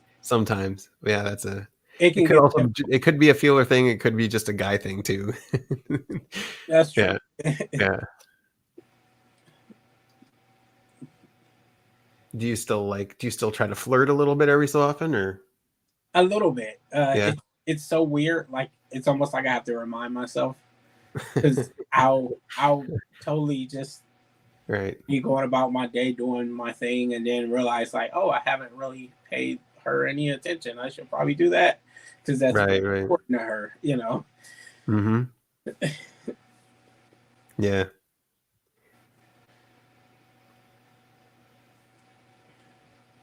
The other thing is, like, the lack of that is also something that keeps, like, if you can play that balance where you're giving just enough of it where they're still hungry for it, then it keeps the relationship together, I've noticed that. Right. But I feel, if you just gave it all the time freely, then it's like there's no glue anymore. Yep. Yeah. Yeah. But I do feel bad about that sometimes, because I feel like I'm purposely withholding something that, she wants. Right. So if you're so I don't think you are. I think we're naturally not giving enough of it anyway, so anything we do give is going to toe that line. Yeah.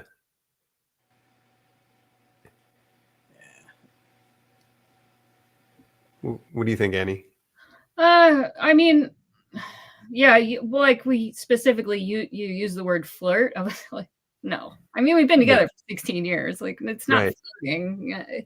I mean, there's familiarity that you can never. It's never gonna feel like a first date. It's just that doesn't happen. But there's like an attachment, an interdependence. So there's affection. Like, he works from home a lot too. So, like, hugging 10 or 15 times a day. Yeah.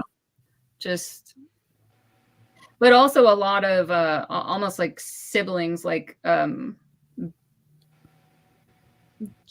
ribbing each other, like a lot of jokes, like cutting each other down, but it never feels in a toxic. playful way. It never feels toxic. It's just kind of fun. But then, you know, I think anybody would sort of wonder, like, what would a first date feel like, you know? I mean, you have to wonder. Because you can't have that. It's like you can have the familiarity and the comfort and the family, you know, or you can have the excitement that comes with a little bit of, you know, unfamiliarity and like even insecurity. Yeah. Grass is always greener on the other side for sure. And that, yeah, right. Like a first date with someone that works and you're both into each other, that's great. That's wonderful. But to get to that point, it's a whole bunch of bad first dates, and a good first date for you is not necessarily a good first date for them. And it's just, Oh yeah, and dating is like a nightmare. Yeah. I was wondering a lot about that recently because I've never been on an app. I'm just like, I'm too old. They didn't have those back then. It sounds awful. It does sound awful. Yeah. Yeah.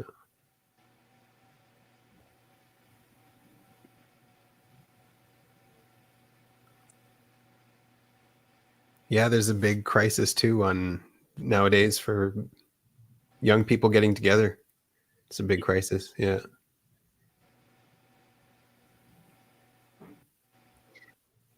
Yeah, because how do you, I mean, I'm sure it's still, people must still sometimes meet each other organically.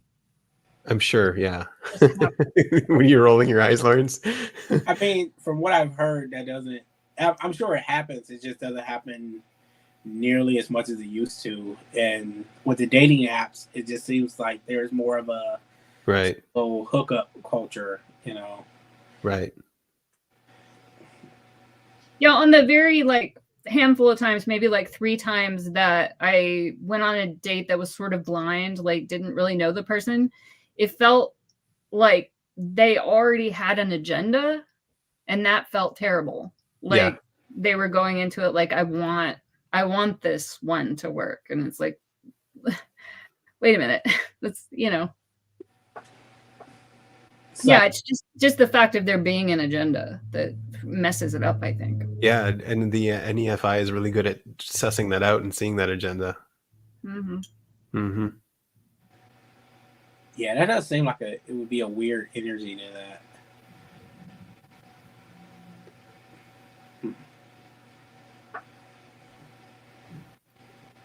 But I mean, like, you at least go on and date with the agenda to have a good time, right? That's got to be at least one agenda. Well, that one's fine. That's an okay agenda. Okay. I'm talking about the other stuff, you know, that they go into it. To, I hope this is one, you know, it's too much pressure. Yeah. Yeah. Yeah. When I met my partner, it was at the dog park, and we were friends, and I mean, he's very, very attractive. So I definitely had a crush on him, but he really just kind of shut it down. And he told me in no uncertain terms that we were never, ever, ever going to be together, which was awesome because I just gave up. I was like, okay, well, but, you know, we can still be friends. And I was like, cool, you know, like it wasn't like I'm meeting this person and it's like love at first sight. It was like, this one's important immediately when I met him. Like that person is important in my life for whatever reason. I don't know why yet. And I just totally gave up, and that was good. So I guess I had a little bit of an agenda because he was pretty irresistible to me. Well, that's good that you got the friendship thing going. Yeah, for a long time, a few months. It's definitely a stronger foundation than, like you were saying, having an agenda. Like having already a strong bond is definitely a good foundation. I don't know. Yeah. You have something on that, Lawrence? No, not really. No.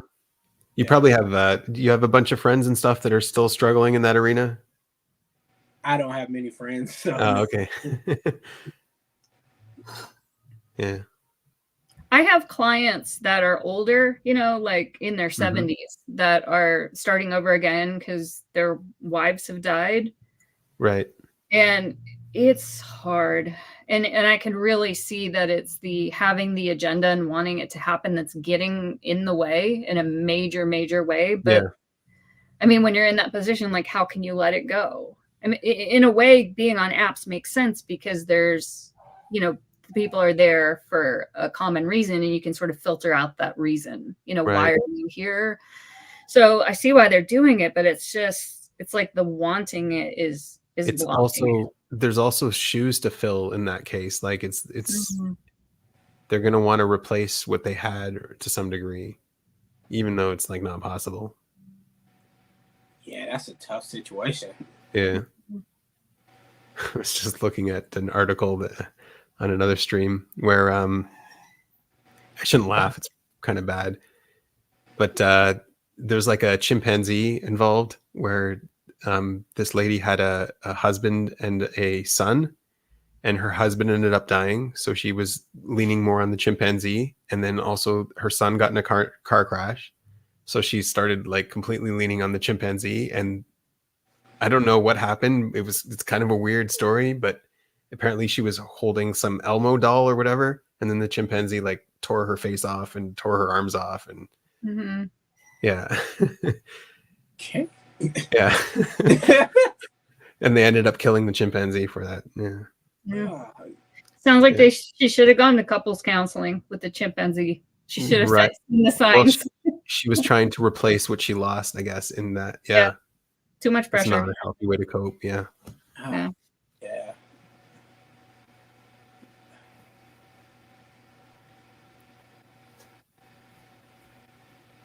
On that note, channel change. Yeah. I have a question, Ben. Do you ever feel isolated from people? Like you can't really find a lot of people share a lot of interests, maybe not interests. Okay, you said that you know you're smarter than a lot of people. So like do you have a lot of people to discuss things with and stuff like that, or do you feel isolated by that, or Yeah. Okay.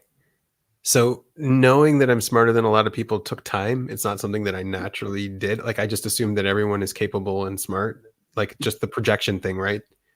And I still run into problems with the projection thing where I just think I get surprised. I'm like, wait, how do you tie your shoes in the morning? Like, really? That's your level of, yeah.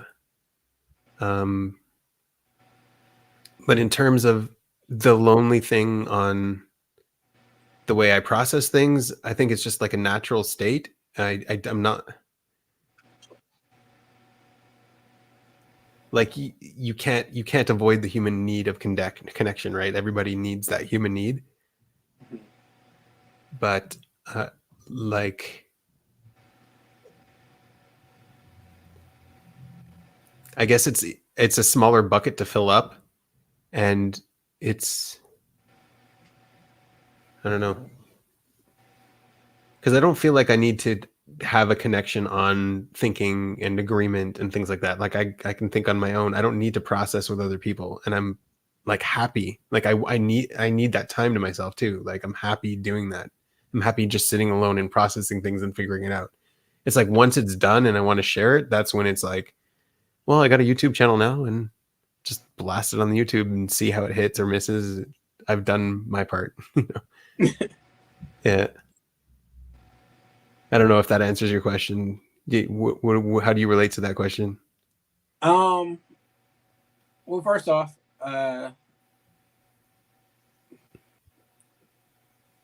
I've it wasn't there is some isolation. Like I had gotten very good at ignoring it, but it comes back from time to time. And yeah, sometimes I want to discuss things with people or process things together. And I think I figured out this cool thing. Let's talk about it. And it's just like there's really nobody. There's nobody. Yeah. Yeah. Yeah, there is a loneliness epidemic, yeah, and it's bad for people's health too. Like, Yeah, I worry about that. yeah, I get a lot from my YouTube channel. It's just me. Like, I'm not really thinking about anybody listening. I mean, that it is nice to just, I'm doing the thoughts on my sleep processing, and then just to say it somewhere is good. Mhm. But you know, Jessica Vischer, right. I have her now. I talked to her. I just talked to her today. I talked to her like Oh, several nice. times a week, and it's Yeah, I've you guys never really had. connected easily, like quickly. Yeah. Yeah, and what I love about it, I mean, it's a very play last style of communication because we're sending Marcos. So she sends me a video and I send her a video. So it's not Right.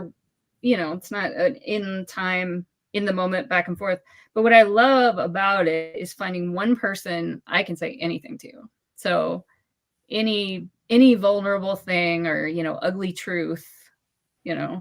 that's been, I don't think I've ever had that before. Yeah. Yeah, I think I have a friend like that too, and it's nice to have that for sure.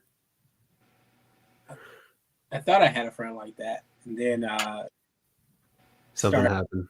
yeah, differences of opinions on he got caught in the whole political stuff, and not really my cup of tea. I don't care, but then he'll ask me questions, and then my answers would not please him. So Yeah. Yeah, it's hard because like you want to share. If you have a friend like that, you want to share all of yourself with that friend. Yeah. Well, I have a question. I have a friend now that I walk with, an in-person friend. And he's a guy and he's like 13 years younger than me. And we just like really hit it off on an intellectual level. And my partner gets jealous. I'm like, some people really believe that it's not okay for men and women to be friends. And that's like really hard for, like, I don't want to believe that there's anything wrong with it. But so what I kind of do is every time it's an issue, every time we hang out, we're just going for a walk outside. And I say, like, I don't have very many friends. I want to be allowed to have this one friend. This person is appropriate for me. There's no attraction. And I feel like it's just exposure therapy. Like, he freaks out less about it each time, but like, is it just wrong? I mean, people have differing opinions about this. Yeah. I mean, the right and wrong thing, I think, is the wrong question to ask.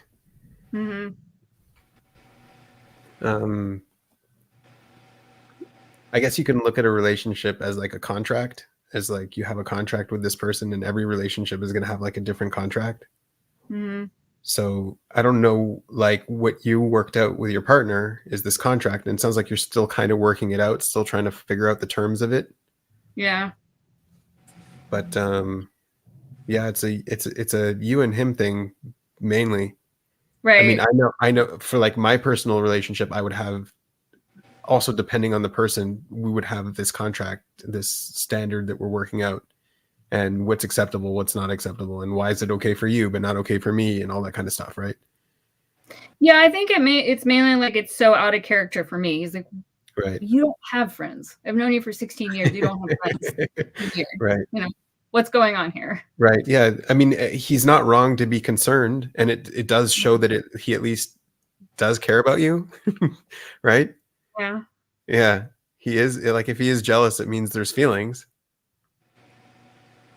Yeah, it's just like from a perspective of being Demon Tribe and being Play Last and not having a whole lot of friends and being a 3, it's so good for me, growth wise, to have a friend. But then for him, it's triggering. So I don't know what to do with that, you know? Have you tried making them be friends and getting them to talk to each other a bit more? I really want that. Yeah, I think we should all. I think if he met the guy, it would put him at ease. I think they would like each other, you know? Yeah. Because like it's also part of it is like he might not know his intentions. Like he might, okay, I know you're okay, but I don't trust guys because I'm a guy. Yeah. You know how we are. We play the long game.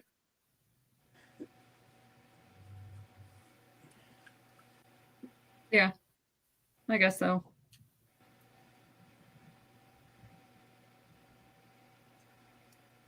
I would think that the age difference would make it acceptable. Yeah. I mean, why would someone 13 years? I mean, you know, nobody wants to be that age, wants to be with some middle-aged woman. It's just all of the unknown stuff that I think is like, how do you actually, like, okay, I hear how you're saying what you feel about it, but how do you actually feel about it? And how does he actually feel about it? Like, he's saying this and there is all of this logical stuff going on, but attraction doesn't care about that. Yeah, that's true. And our younger guys that like older women. Mm-hmm. Yeah.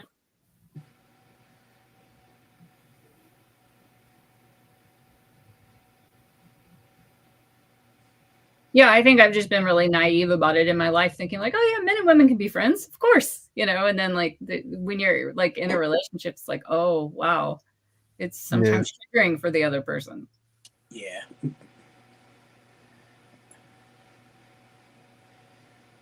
Yeah, I don't know if they like. I wouldn't like to say that they can't. It's just that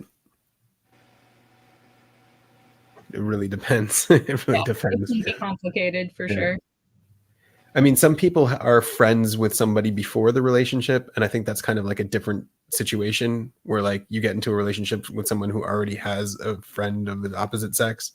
Then you can't just go into the relationship and be like, I don't want you to talk to them anymore. That's not People do that though. They do, yeah, they do. Yeah, that would be a huge red flag for me. Right. Yeah. Yeah.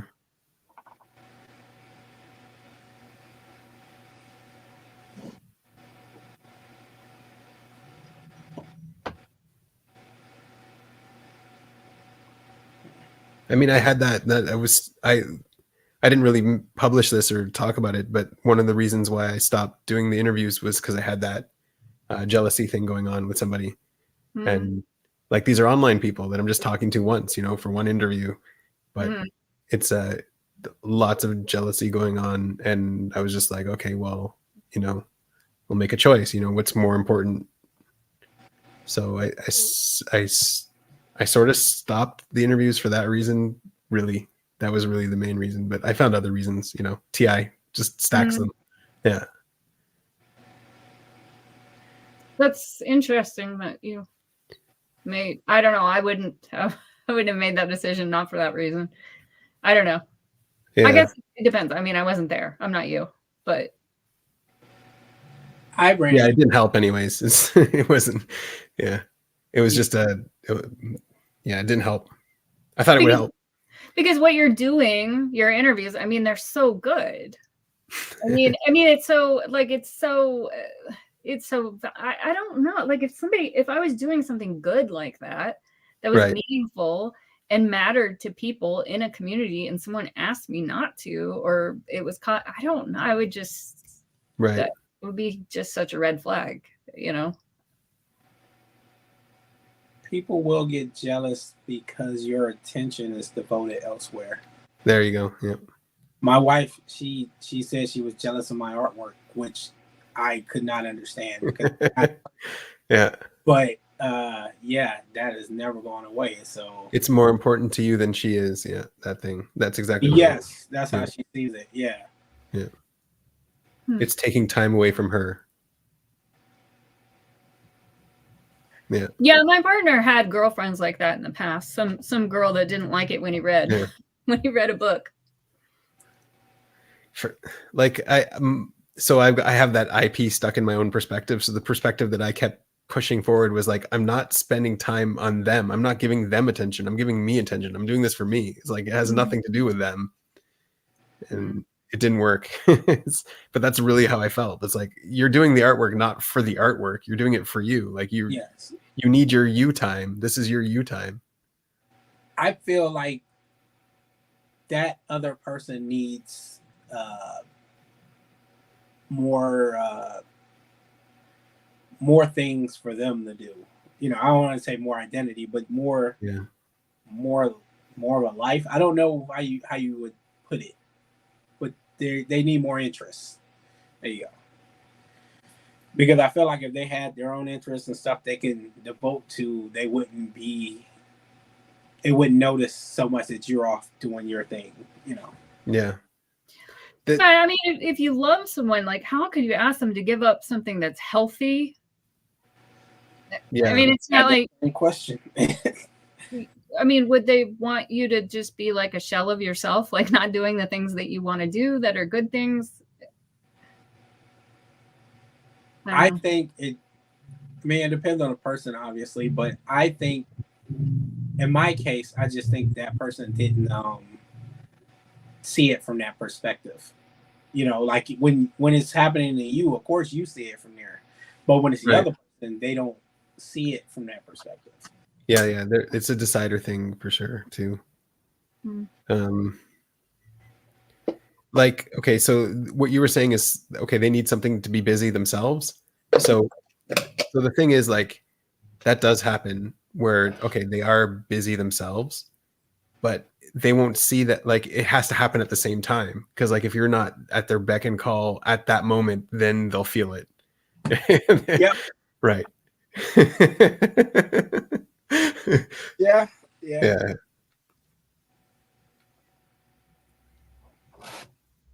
It's so weird.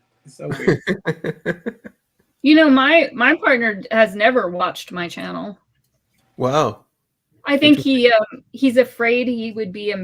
I think he's afraid he'd be embarrassed that it's like too NF. No, it's not. You're doing a good job. You're doing the editing too, and yeah. I have to edit. I mean, it would be it would be very, very painful for the viewer if I didn't edit it. Right. So yeah, you're not doing it just for you then. You're doing it also for the production value, at least. Yeah. But it's actually one of the things I appreciate so much that he's never watched it. He says that, you know, I think he would be embarrassed, but he also says, no, that's yours. You know, it's your thing. I want it to be yours. And what a relief, because it's an outlet and I can, you know, say whatever I want to say. Yeah. Right. Yeah, I never had that. I would leave a YouTube comment somewhere and she would find it and why did you leave a comment on that video? Why did you watch that video? And then start reading into that. Yeah. It was a little bit extreme. Yeah.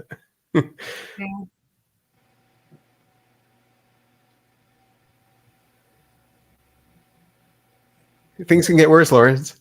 I see. Are you still with this person? No, I'm not. Okay. Yeah, that's a bit much. I will try to share things with my wife, like, you know, I do YouTube. Well, I haven't done anything in a while, but you know, stuff on my YouTube page, or I started doing like therapy, and like I would record my therapy sessions and try to play them back to see what she thought, and just like she has no interest in that whatsoever. Right. Like, yeah. That's your thing. I don't want to hear it. You know, and it's weird because it's like I'm trying to share with you, and you have no interest. All right, you know, and then I'll turn around and be like, well, why don't you talk to me more? I don't know. Yeah. Relationships. I mean, is the OP thing as well not a shared thing between the two of you? No. I tried, but she has no interest. Yeah. I mean, that happens. There's just but you do have shared interests as well. Not really. Like, we try to watch some TV shows and stuff together, but not much in the way of shared interests. Huh. We work together, so like that was sort of the TE thing. Yeah, that's TE connecting. Yeah, but other than that, that's pretty much it. Now, finding TV shows is hard. It is. Common things that you both will watch. Yeah. It definitely can be hard. Sometimes can be annoying. Except I find that almost anything is interesting. So it's kind of easy for me, you know, like some documentary about something outside of what I would normally consume on my own. I'm like, there's something interesting in there. Mm-hmm. Yeah. I am with you on that for the most part. Sometimes there's like, you know, like The Bachelor or something like that, I'm like, okay, there's nothing interesting here for me. Right. You know. I mean, so I've done that in the past where like I've watched a TV show that I was just not interested at all, but it's like it's important for the connection, right? To have that. So at least have something, have some Yeah. kind of shared interest. So, but Yeah, like there's red I lines. I feel like it's easier for me to bend than to ask him to bend on that one because Wow. I truly am more, it would be painful for him to watch some of the stuff that I'm interested in where, it's much less painful for me. Yeah. Yeah, it's just consume. Like it's not. I don't see the big deal on it for me as well. It's just consume. Big deal. Like it can consume whatever. Mhm. I don't, sometimes for me, it's like if we're gonna sit here and watch a show together, and then but you're partly gonna be on your phone, then it really shouldn't matter what show we watch. Case, then I'd rather watch something I want to watch. Right. No, that gets rough because everyone we used to have to share TVs between like a lot of people, and now everyone's got their own little customized AI thing that's telling you what to watch, and yeah. I can't stand. I got a daughter, so I can't stand like watching stuff on her phone because she just like swipes past thing. I'm like, hey, I wanted to watch this. Like I didn't like swipe. How old is she now? She's 13. Yeah. Wow. Do you feel like having a kid makes it seem like time moves so much faster? Yes. Or at least for me. Yeah. How old are your kids? I just got one. She's 5. 5.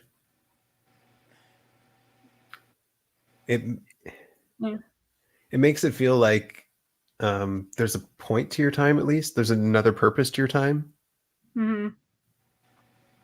I mean, like if I were to disappear and come back, they would just grow up on their own anyways. Like they don't necessarily need me, but they do benefit from having me, if that makes sense.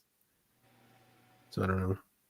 Yeah, I feel like time accelerates as I get older, but I'm just thinking of I have a Facebook friend and their son is graduating from high school. And I'm like, wait a minute, that baby was just born. Right. Yeah. Looking from the outside, it's definitely things go way faster than from the inside, I think. Oh, yeah. Yeah.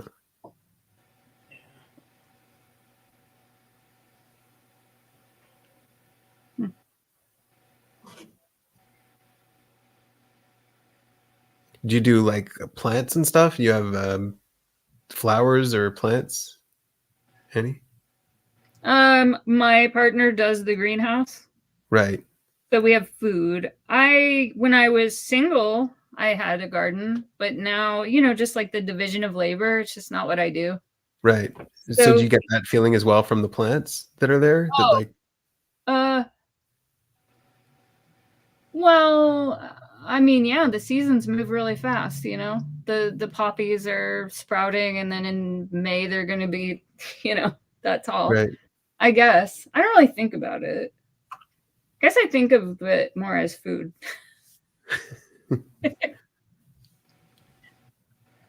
Yeah, I guess. I mean, time just keeps moving faster and faster, Yeah.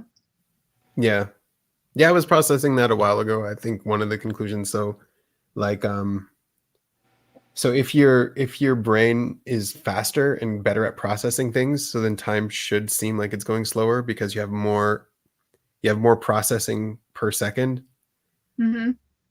Whereas once your brain starts getting slower, you have less processing per second. So that might be part of it, where it's just like your brain's getting slower. So the amount of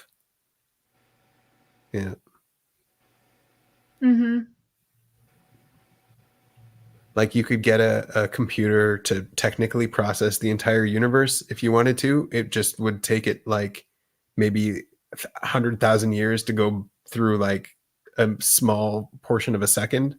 Right. Whereas if you had a faster computer, that it could go through time fast. I don't know, something like that. I don't know how to explain it to make it make sense, but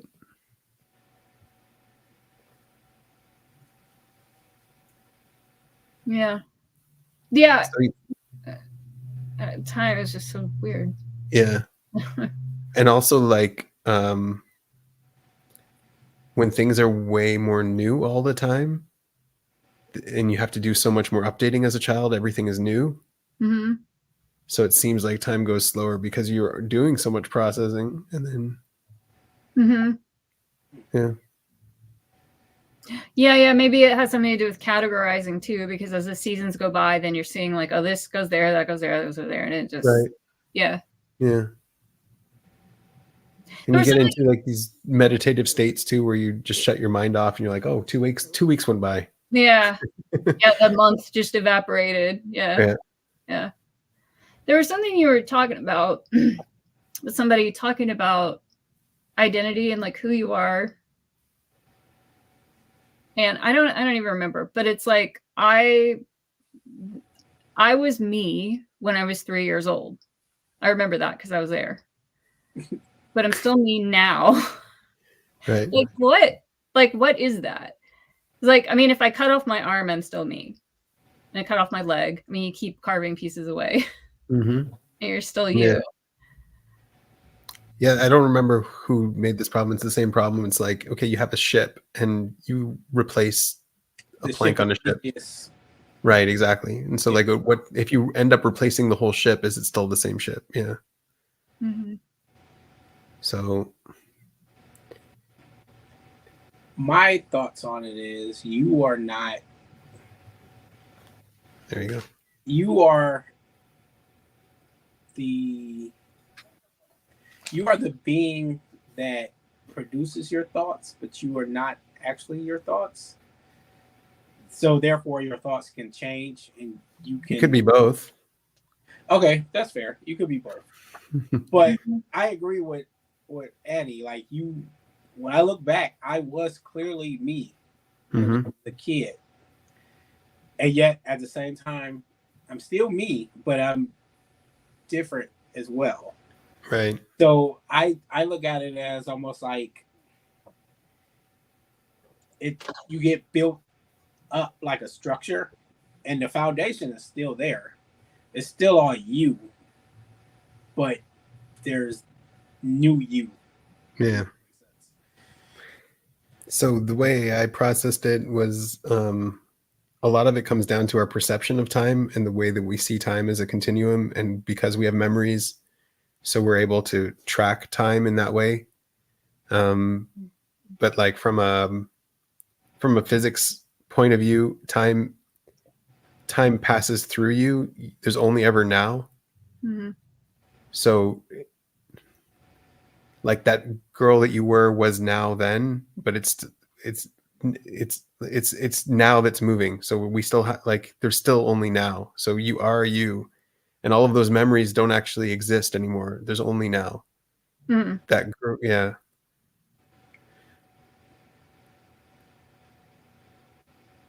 Yeah, I remember the guy on the interview. He was saying that if some different thing happened to him and his life went off in a different way, then he would be a different him or something. Right. I mean, but yeah, I guess I think of it more of like there is an essential whoever consciousness, I guess, which I don't even know if that's actually individual. I have no idea. Yeah, it's like a structural thing. Anytime you have anything in the world that's distinct like that, it's a structural thing. It's like the way that the information is structured. And so the like the actual physical structure in your brain changes. It's a different structure, and it's now a different structure. Mm-hmm. Yeah. When I got my type, I thought a lot about identity and like tried to define it. And I thought, okay, I'm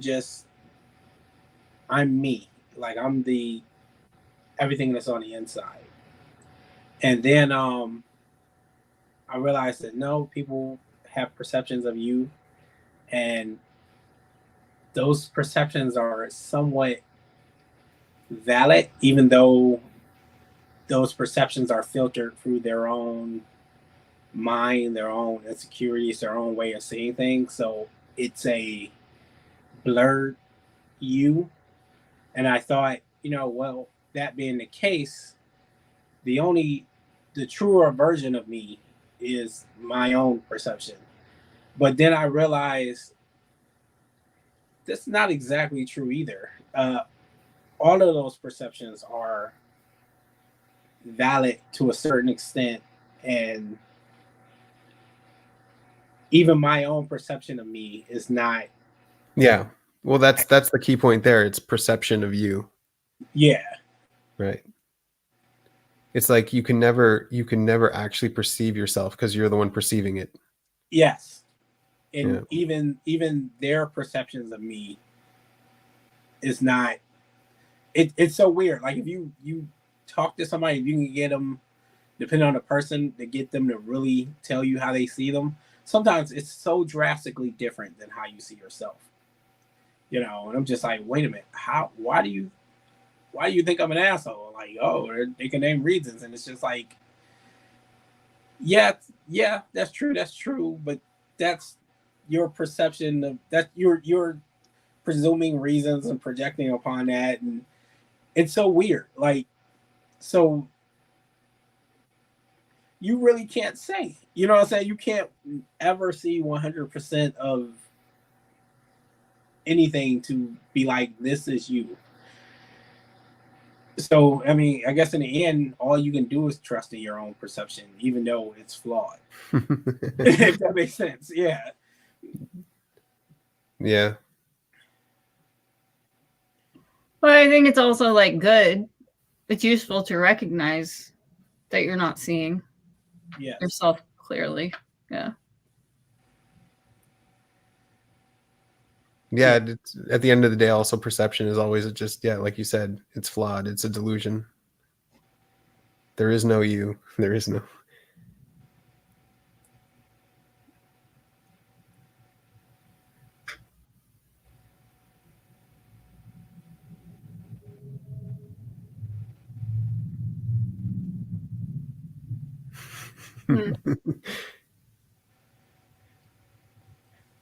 Okay, I want to ask something.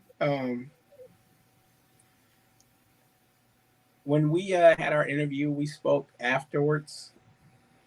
Right. I asked you a question about TI. Do you recall that? Mm-hmm. Yeah, something about that. Yeah. Yeah. Has your answer on that changed?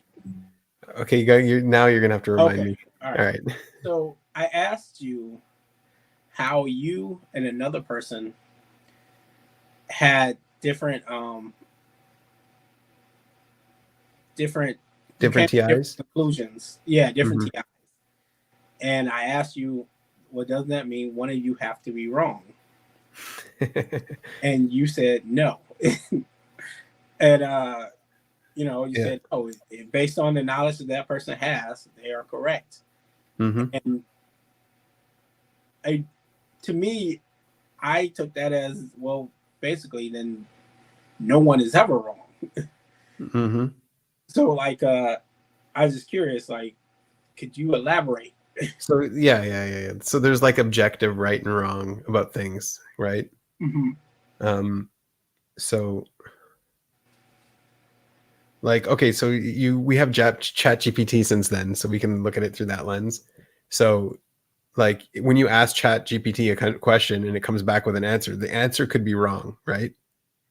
But there's a reason why the answer is wrong. Like, you can now go into the code and you can try to fix what's going on. Maybe it's got some bad info from somewhere. It's got some bad way of working through the information. It doesn't have enough neuron. Like, there's always some reason why it came to that answer. So the answer is wrong, but the process that it used to get to that answer is I guess the best it could do. Yes. Yeah. So like, go ahead. I'm sorry. Yeah. So like I have gone through my life practicing how to process things, building up axioms, building up a framework, building up a worldview, building all of that stuff up. And so if I've built all that stuff up correctly, and then I was asked a question and then I process through all of that stuff that I have and I come up with an answer. So the answer I come out with is going to be a reflection of all of that work I did beforehand. And so when I go to a TI user and they come out with a wrong answer, then it's not necessarily wrong. It's just that let's now go into your process and see where the process messed up to get to that answer. And just because I think it messed up to get to that answer, when I go into their process, I'm like, oh, maybe it didn't mess up. I've got a bad process. So now I can go and update my process. Does that make more sense? Yes. Right.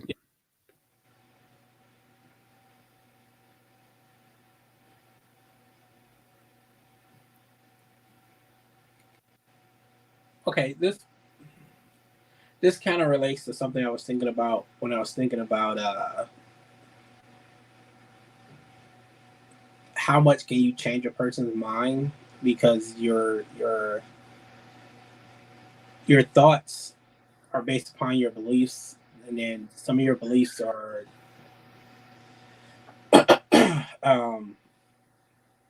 sort of hardwired into you. So like you or at least I suspect, some biological influences.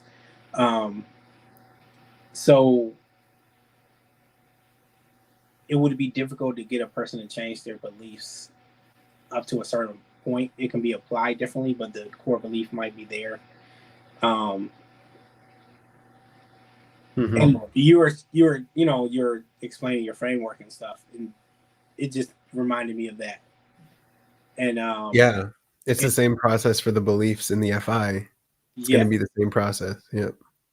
Yeah. So you're doing the math to sort of try to relate it to the FI. Because I can see that with certain things, just like, no. Like it's not going to change. It's not going to I think that's why me and my friend kind of get into it about politics stuff. Because it's like I'm not watching politics. I don't care. But then it usually comes back to a belief structure, and then there's like a clash there. Yeah. So yeah, you're the code under the hood is not the same code as his code under the hood. And are you going to come together to try to sort of sort that out and make sure you have the same code, or just accept the fact that you have different codes and his is working for him, yours is working for you? I'm gonna be honest, I don't know if that's possible. I mean, if you're trying to get all the way down to his barest form, because he's on the TIFE axis and I'm on the FE axis, and I don't see me budging from values, and his values are, it's more a social thing. It's different. Yeah, it's going to be a TI thing. Yeah. So like, it comes down, you have to accept each other. That's it. At the end of the day, you just have to accept. Yeah. That's not an issue for me, but it seems to be an issue for him. Yeah.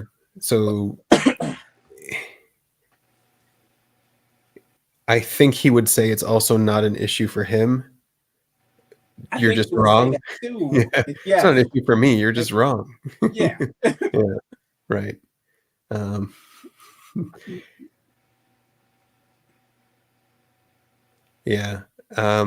So I think built into that is the misconception that we're all the same, and then he's probably doing projection, and that's why it's getting under his skin. Yeah. And so, like, because you have OP as a tool, then you can at least not project yourself 100% on him, and try to project at least some kind of different model onto him, something that makes, and then accept the fact that he's not you, he doesn't think the same way. Yeah, that's very that's not difficult for me. Oh, hello. Right. Hey, Ron. Good day, Johnny. Nice to meet you. Hi there. I've probably already been there, 2.5 hours, right? Yeah. Oh, wow. I didn't realize it's been so long. At least this is when the stream started. I just came from an improv class, so I'm still quite energized. Right. So I'm I saw your message. You can stay for if we stay for 3 hours, you're going to be back. So yeah. here you are. So improv class, what's that about? It's just improvisational theater. So you just have different improv games, and you really, at some point, you don't even know what is what anymore. You just play the scene, whatever's coming up. You get some kind of impulse, and then you just play whatever you go with. So they just give you some kind of topic. And topic could be a strange name or something. Okay, then someone from the audience says a strange name, and then 2 people, 3 people get on stage and then just try to act out the scene, and then whatever happens. Super fun to be there. And there are really, really many games to do in that perspective. If you heard about Keith Johnson, he was quite famous for that. Did you guys do improv at all ever, Lawrence and Annie? I have heard it. I think it's a really good idea for Play Last. I've heard it, when people talk about improving their last animal within a vacuum, they always throw out improv. And I do think it's a good point. It's a good sandbox. It's something that I think probably would be good for me, because you have to process and play like right there in the moment. And I think that I do that naturally. Sometimes my partner and I sort of sink into improv, just talking about a weird scenario. Yes. And then this would happen, and then that would happen. And it is really in the moment, but I've never done it formally, on a stage with people. I think my processing is too slow.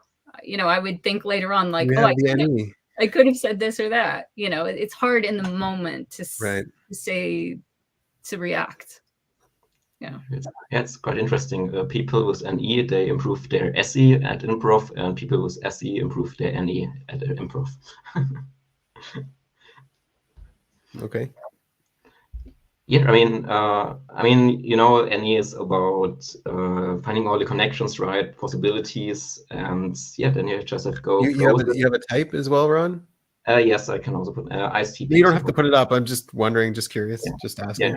Yeah, ISTP, so NE. I was guessing. I was gonna guess. Yeah, but they have so many associations when they play. They come up with a lot more than I do. But what I probably do a little better is I'm acting it more out. I think many are better than me because I just started. But for sure, it's a super fun thing for ISTPs also to go into for everyone in the end, because you learn so much about communication, just going with the flow, just seeing, okay, what could be next? How could I connect it to maybe another piece that we still have, some kind of balance in the scene, that it's still flowing, and can continue. So that's a really interesting piece on learning about improv. You improv at all, Lawrence? Sorry? No. It always sounded interesting, but I've never dabbled. Do you want to get us to do some improv here, Ron? Can we do that?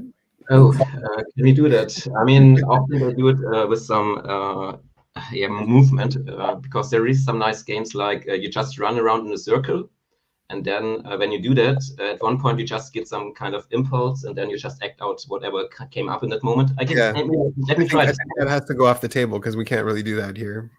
Oh, he's going to do it then. All right. I can just. Can you still me? Yeah. Yeah, you can just then circle around and then just go into your body, and then just whatever comes up, comes up. So let me just do that for a few seconds.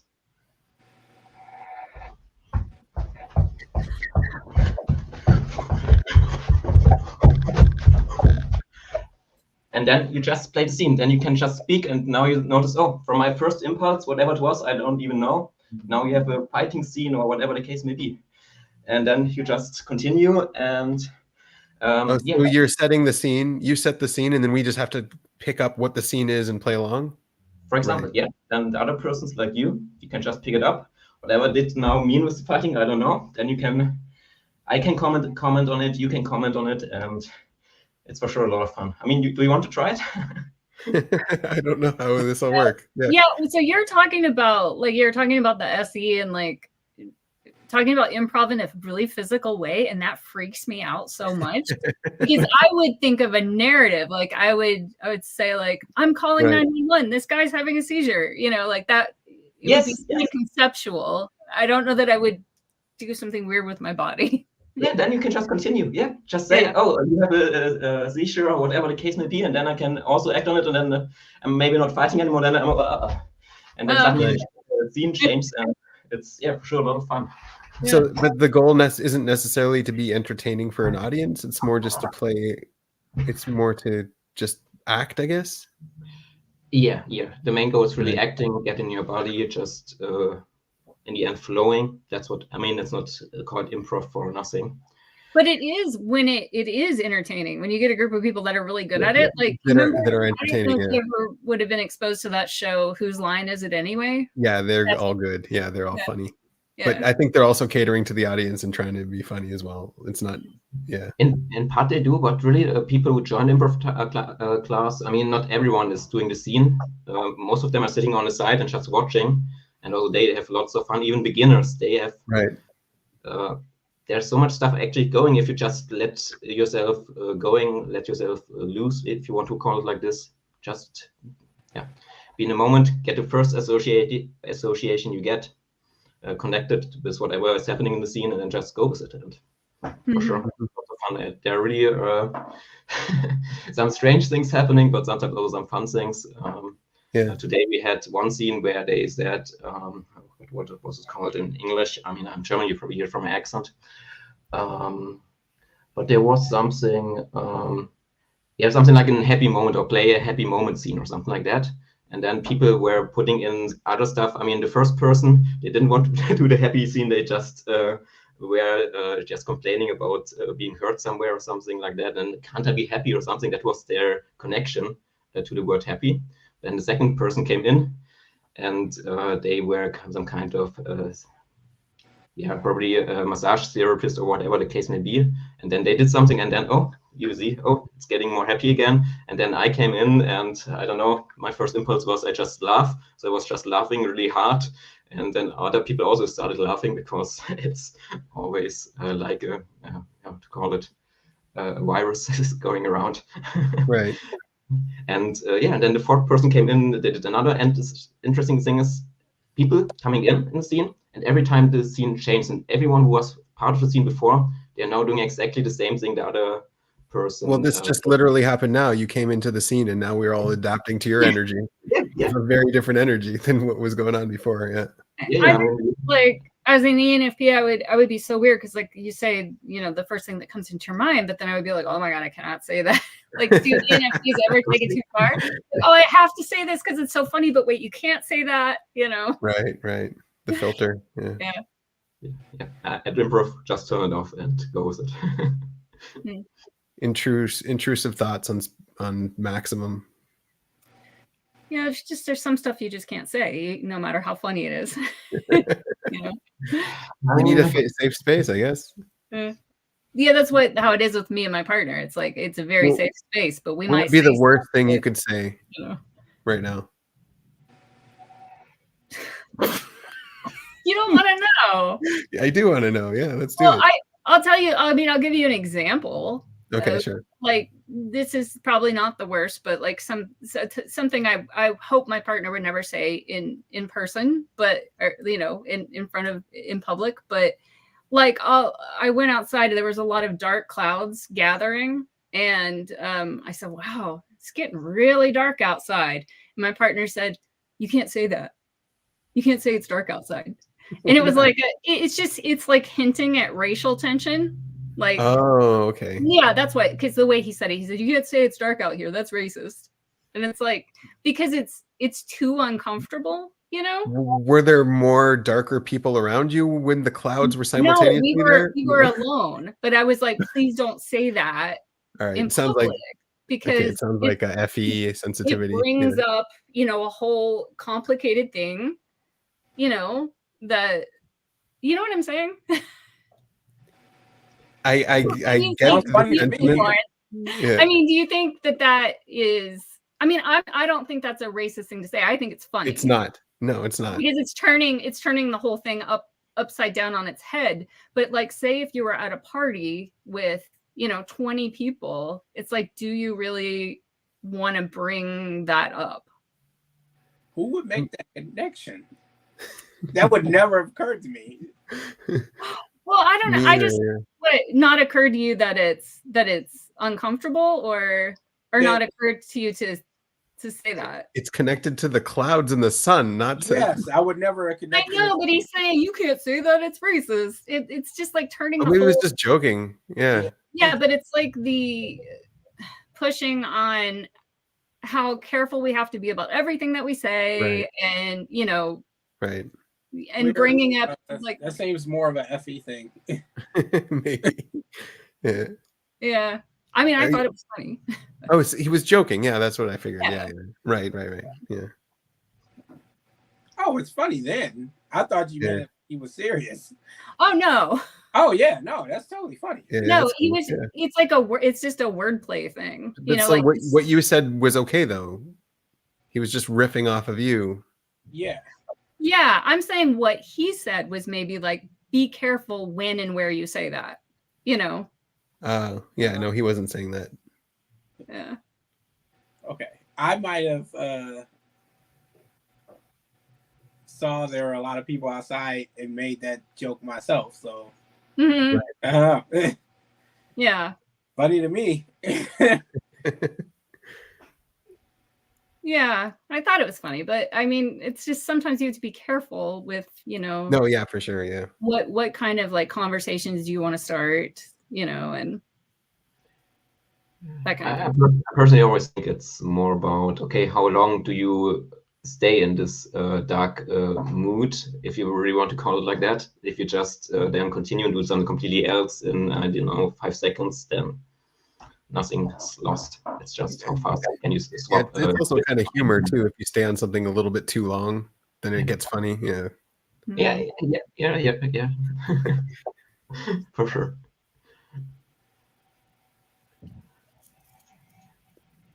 Yeah, lots of humor there. I'm just drawing the connection to ICPs because ICPs have dark humor. So this could also be connected to the functions again.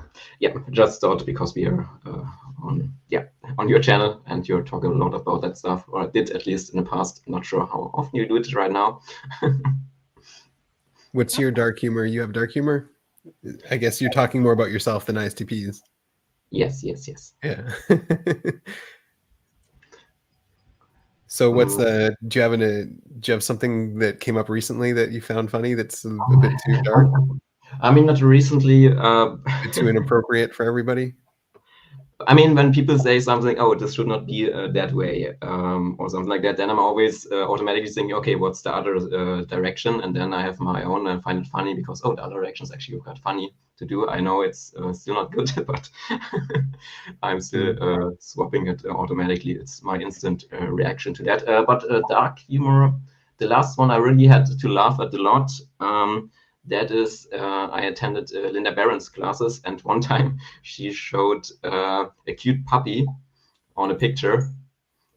So one of her students did this picture when they did some kind of activity. So they had this cute puppy in the middle of the picture, and then suddenly it was surrounded by guns. And an FI user would probably say, the poor puppy, while I found it really funny because the contrast of the puppy and the guns, this made it so fun to me. That's what where I really had to laugh. I had to cringe the whole session because I couldn't just get rid of this picture because the contrast was just too funny to me. I know it's not great to have this puppy surrounded by guns, but the contrast was just too funny, and I know that some people get offended by it, so it made it probably even more funny. Yeah, that's what I would call dark humor. Yeah. I don't know, any Lawrence, how are you? What kind of humor do you have, Lawrence? I like dark humor. Yeah. I can't give you any examples though. No, yeah. But when he was talking about with the dog and the guns, I found that amusing.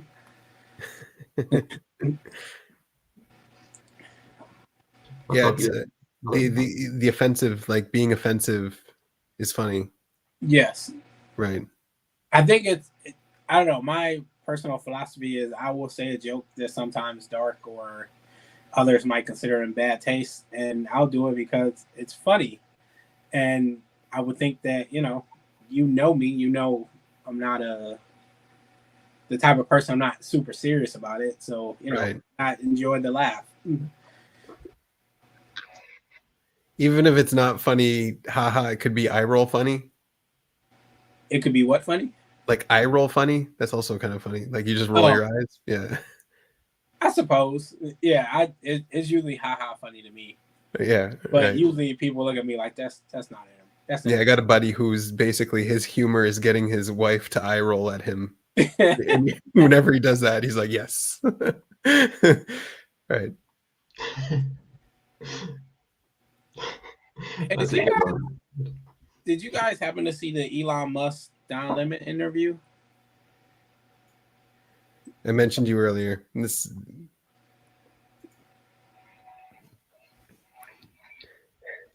No. Elon Musk what interview? Oh, Elon Musk Don Lemon interview. No, I heard about it though. Oh, okay. Didn't it get canceled? Yeah, he canceled Don Lemon's show after that.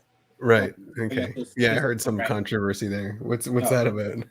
I was just curious what your take on it was, because Elon Musk seemed very irritated by the end of the interview, and I was just wondering, like, is that from a so he gets interviewed a lot, and he's really precious on his time, and if he feels like the interview isn't worth his time, like he's not sharing what he should be sharing. Okay. Yeah. Because he did mention that by the end of the interview, like, you got 5 minutes, choose your questions carefully, Careful, you're gonna get new hate interviews if you talk like that. Hate and see, this is a type of humor too. It's like, yeah, I should be the topic of conversation. Annie, you have a specific kind of humor? Could you categorize it?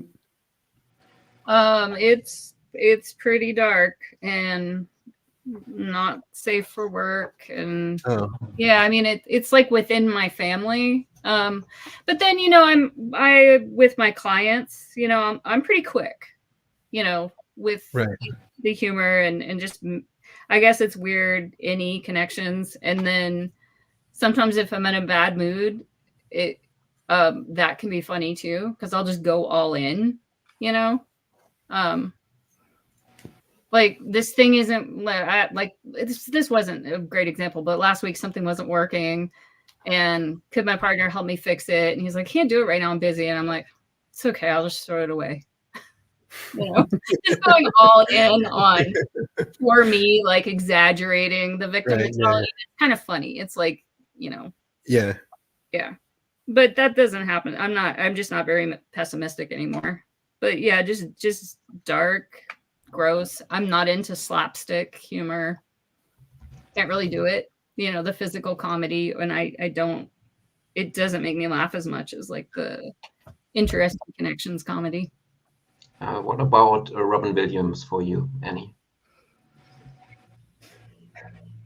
I mean, I grew up with him. Yeah. But yeah, I'd have to go back and watch it like again. I think he had funny stand-up at some point. Okay, because for me, Robin Williams, it doesn't do anything. I think it's really a strong NE humor or FI humor. So for me, it's not really doing anything. That's why. Yeah, I think if it's too silly, it has to be somewhat like clever, like intellectually clever, Yeah. But I literally, obviously Robin Williams didn't make a huge impression on me because I don't remember. I don't know what I think about him. I think Jim Carrey humor was funny as a child, but once you grow and get a little bit of maturity, it's no longer funny too. I never thought it was funny. Yeah. It's just too ridiculous. Yeah. Yeah. But he has some nice faces. That's for sure. Yeah. Good facial expressions. Yeah, that's what I mean. Yeah. He would be good at improv, though. He is good at improv. Yeah. Yeah.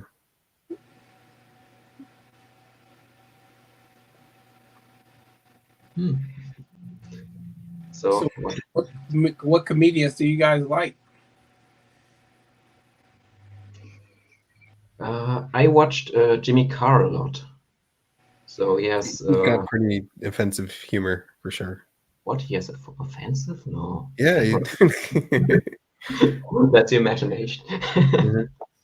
I mean, it's quite, yeah, I'm not sure how to call it. Sexualized is probably not the right word. It's, yeah, but he has put a lot of the gender differences in his humor, and I find it quite funny how he does it.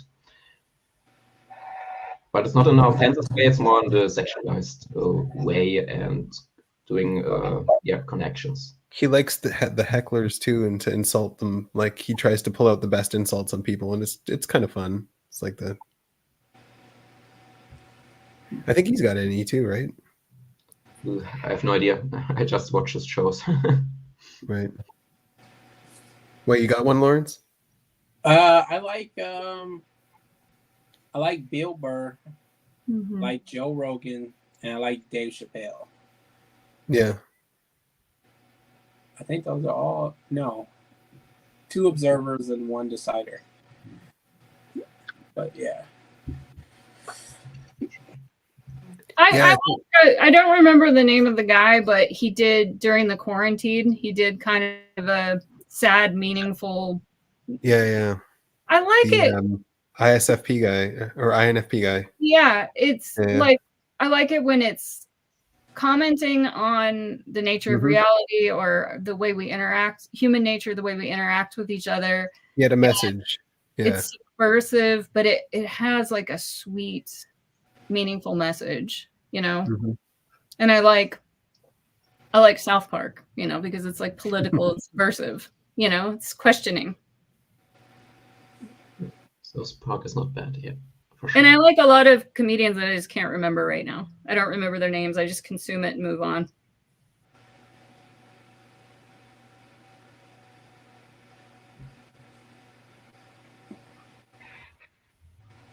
Yeah, I wonder if I watch any other comedy, but I don't think I do. Yeah, I mean, How I Met Your Mother was quite good in that sense, but it's been a few years since I watched it, so.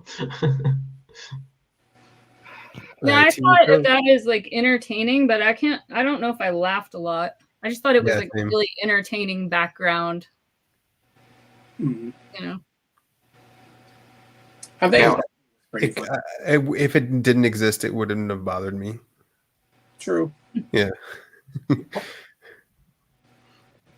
Yeah, I also heard How I Met Your Mother. At least I heard from an ENFP who I met before. She mentioned that How I Met Your Mother is more liked by men, while for women it's something else. They rather watch shows like Friends or something like that. So it's also quite a difference there, seemingly. Hmm. A lot of that men versus women thing is very off in comedy. Yes. In terms of a scientific venue, it doesn't have any scientific value unless it can have some kind of application. So there is, I had him on my show a couple times. I might have him back on. He's doing some stuff in academia, and he's using binary cognitive mechanics as like a basis. So it might show up once he gets his paper done. But yeah, I'm open to ideas, man. If you want to take that up, you can do it. like what you said, Annie. Oh, you got a good idea, so do it. Yeah. Hey Ben, do you plan on doing any more interviews? I know you stated earlier because of the former partner. Right. Yeah. I mean, it would take a lot of effort to get back into it. I think like the biggest thing for me was scheduling it and making sure that I could schedule it all the time. That was just like doing the actual interview was like scary at first because of the IP thing, and it was really draining, but then I got used to it over time. So I don't think that's the problem, but it's the scheduling. And then also like I'm starting a new job soon. I don't know how my schedule is going to be. I might have less time because of that too. So, but I don't know. Like maybe I'm not throwing it down. Benjamin, I just have a question. What is your TI? Is it masculine or feminine? Masculine, yeah. What is your modalities, Ron? I mean, I don't have them because I only watched the YouTube channel up so far. I was too lazy. I was mostly doing Darinado, Lina Barons, John Beebe, C.S. Joseph, and so on. That's all the stuff I consume. You seem audio as well, so you seem probably the same. Yeah, I just wondered. Yeah, I mean, I have TI masculine, and because you mentioned you were afraid of. I mean, objective personality always calls there's this thing in general tripade or something like that, and I don't really feel it. I mean, I could just go in an interview and just do the thing. Whatever happens, happens. I never had this issue. So I wonder if this is actually a personality thing or it's more a personal attitude you have. I mean, I definitely feel that your play is a lot more upfront, but maybe it's because you just came from an improv thing. Yeah, that's also right. Yeah. I have a question, Ben. When you do an interview and you get everything set up and you're ready and you got your drink of water and stuff, and then the person doesn't show up, how do you feel? And what do you do? How do you? So it doesn't happen too often, but it does happen. Yeah. Because people are generally looking forward to it. Right. Yeah. Because it's when it's just like the Zoom thing behind the scenes, it's not such a big deal. But when it's like, a live thing, then I definitely feel like I'm letting down the people. I definitely feel the tribe thing. But I don't know. It is what it is. You have to accept it. So I don't know if that answers it. How would you feel? Well, okay. Well, I'm thinking like I don't think about letting down the tribe because I'm never doing anything like that. It's usually like a one-on-one meeting where I get a no-show, and it feels awful. I take it personally because I feel like my time's wasted and I feel disrespected. But then it's also like, how do I shift? So I'm sitting there like an idiot for 20 minutes, giving them the benefit of the doubt because maybe they're just late. So then that's the 20 minutes of feeling kind of uncomfortable. But then even after that, it's like, maybe because my sleep is so high, I had a plan for what my afternoon would look like. It looked like having this conversation. So like, it's difficult to switch, to feel comfortable in my skin. Like, okay, what do I do now with this time? How do I feel comfortable?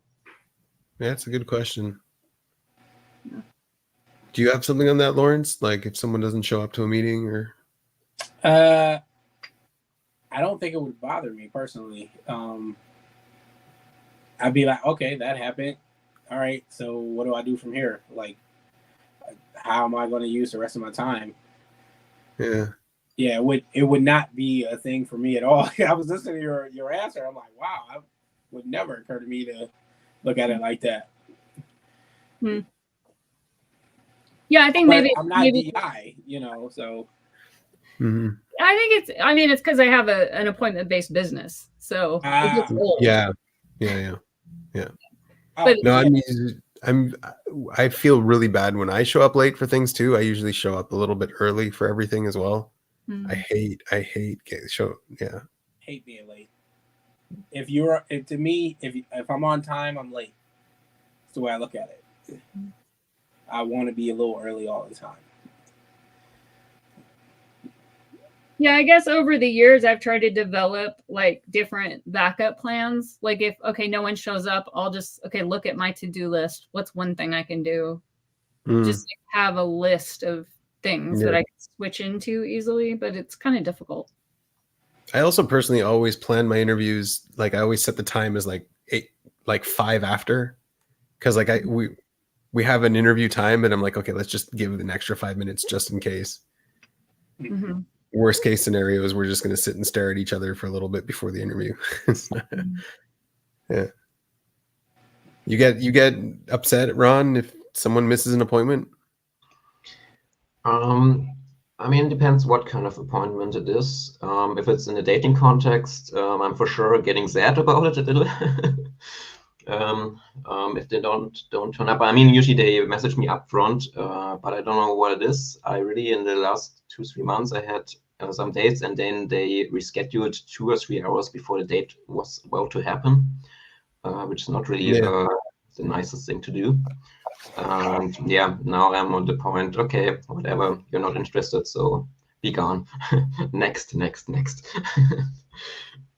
That's then how it goes now. If it's About, I mean, if it was at work, if someone was not joining, no problem. I was working on the site anyway until someone joins the call. So I don't have an issue with that. And if it would be about interviews, yeah, I probably would then take the first 20 minutes, as Annie was saying.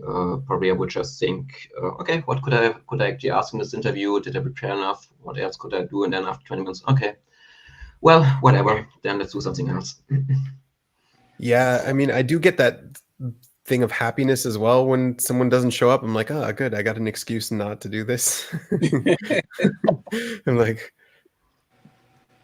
off the hook today. All right. I get to do my own thing with my own time. Yeah.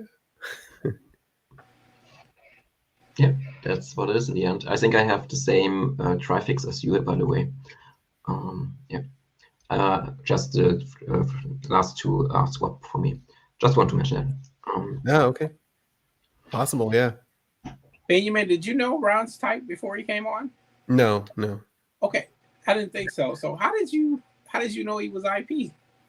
No, he asked in the beginning. Oh, he asked. Okay. No, but I knew I was guessing ISTP right from the get-go. Yeah.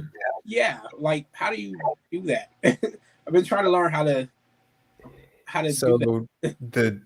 the real answer is type a lot of people and get a lot of people wrong, and yeah, just type a lot of people. But then at the end, also you have to track your, like, I don't want to, sorry to say this, Ron, but ISTPs give cringe to other ISTPs. Probably SETEs are going to give cringe to other SETs. So just track your type of cringe. So it's like, okay, yeah, this is an IP. Like just listening to your story about your wife, I'm just like, oh yeah, okay, I get it. IP. Yeah. You know? Okay. I've been slowly going through the archives of OP, watching all the interviews back over. Right. You know, hoping to get better, you know. Because I watched it. I never really tried to type before, but now I'm at the point where it's just like, all right, I'd like to be able to do that. Yeah. I mean, you just find a typing team or a typing partner or something like that. And you can join one of our teams if you want. I got to find a team for you, but we can get you in on that for sure. Yeah. For Ron, from the beginning, I was thinking INTP or ISTP. I was just debating between the two. But do you? All right. So, question. I don't know if this is just me. When you're watching the OP videos, do you ever feel like there are people that they mention like, oh, they're this type and they're this type, but you're like, I've never seen a typing video for them. Like they've never put that out. And I'm always wondering, like, did I miss this? That's what made me want to go all the way back to the beginning and start working way through. I missed something there. So what you saw something that yeah, like video? Like Eric Weinstein? No, right. Weinstein. And they said they had typed his brother, Brett Weinstein. Right. And I never saw that video. Right. So a lot of that is not on videos. They did a lot of typing like long before they even did a video. Right. Okay. So they have a whole archive of people they've typed. Okay. Yeah.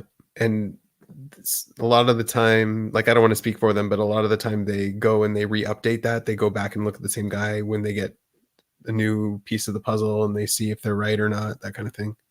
Okay. I thought maybe I was missing some videos or something. No, yeah. I think they did take some videos down, but very rarely that happens. Like they get rid of one where it was problematic for one reason, or they don't believe in the info anymore or something like that. But it's rare. Yeah. You're still in the class, I guess. Yes. Yeah. Yeah. Just going through the archives at the moment. I mean, I also got a lot of people wrong for a long time, right? Like people come on my channel and I was doing the interviews and I was guessing wrong at a lot of people, right? Just takes time to fine tune that. And yeah. Yeah, I'm really trying to like focus on like trying to hear the difference in the T between TI and TE now. Because I think I can see SC. And it's like, all right, so how do I know if I'm seeing SCTI or SCTE? And yeah, I'm still working that out. Yeah, the middles are hard. The middles are always hard. Yeah. Because I had my wife wrong for the longest. I thought she was SETI, and then all of a sudden it was just like, oh, all right, I've been looking at this all wrong, and it's FISE, and then yeah.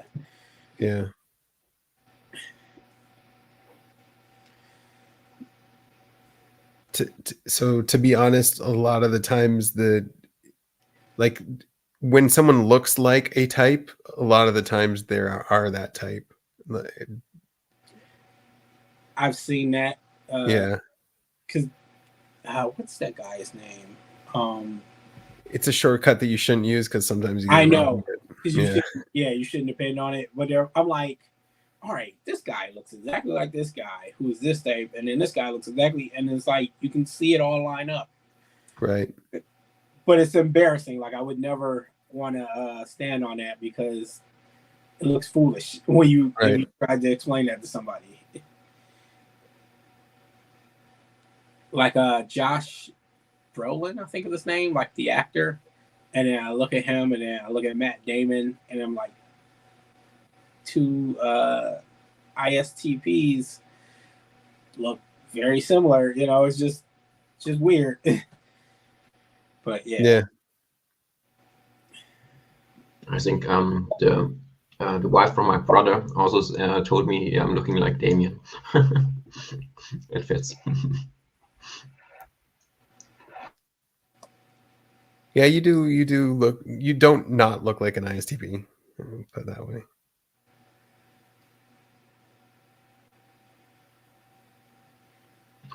How long do you? I mean, in the past, how long did you usually prepare for your interview? Did you do any preparations or a lot? Because I probably want to start. Not sure when, but on my German YouTube channel, I'm also use with German people. So I just wondered. Oh, nice. Yeah. How much time you spent on that usually, or did you spend? Do you have a rough estimate? You mean for a specific interview or for just getting interview skills in general? A specific interview. No, I was trying to go into them on purpose so back when I started, I didn't know my type and I created the format then.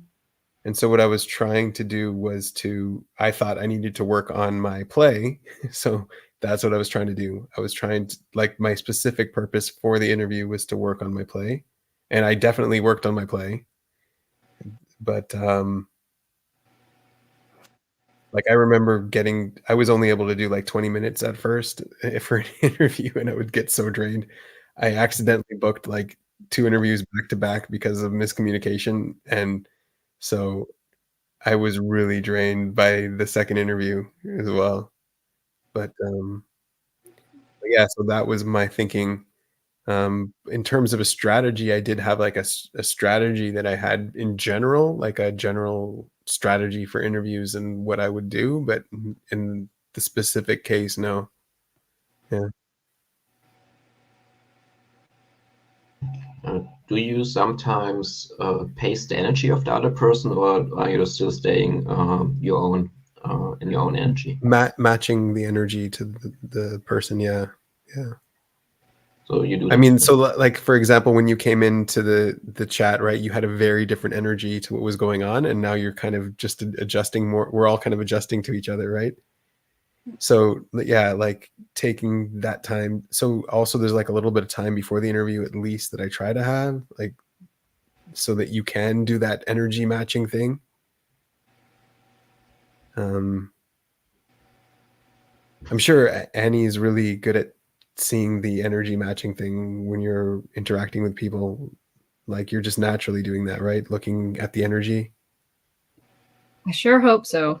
Yeah. I mean, yeah, I don't know. I don't know if I'm doing some weird play last thing. Like people say play last, like suck the energy out of the room. I don't know if I'm doing that. I feel like I'm matching, you know, and because I'm a massage therapist and I see people that are all different walks of life, and I'm reading them and making them feel comfortable. So I hope I'm doing an okay job.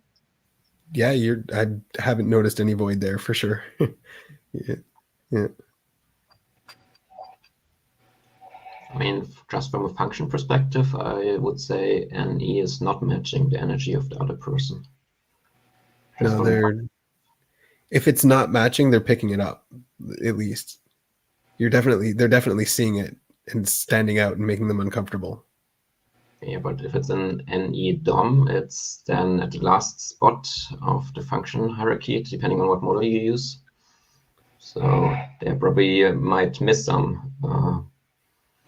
Yeah, I'm just drawing on my SE to answer that question. I don't know the theory that you have. I don't have the same theory. Yeah. Oh, some news joining. Hi, Stan.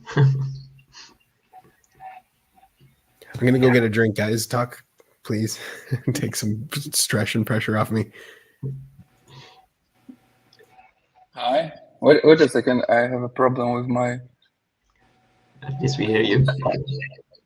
Now we hear you. I also caught a little bit of the beginning of your couples interview that you did, so that was kind of cool.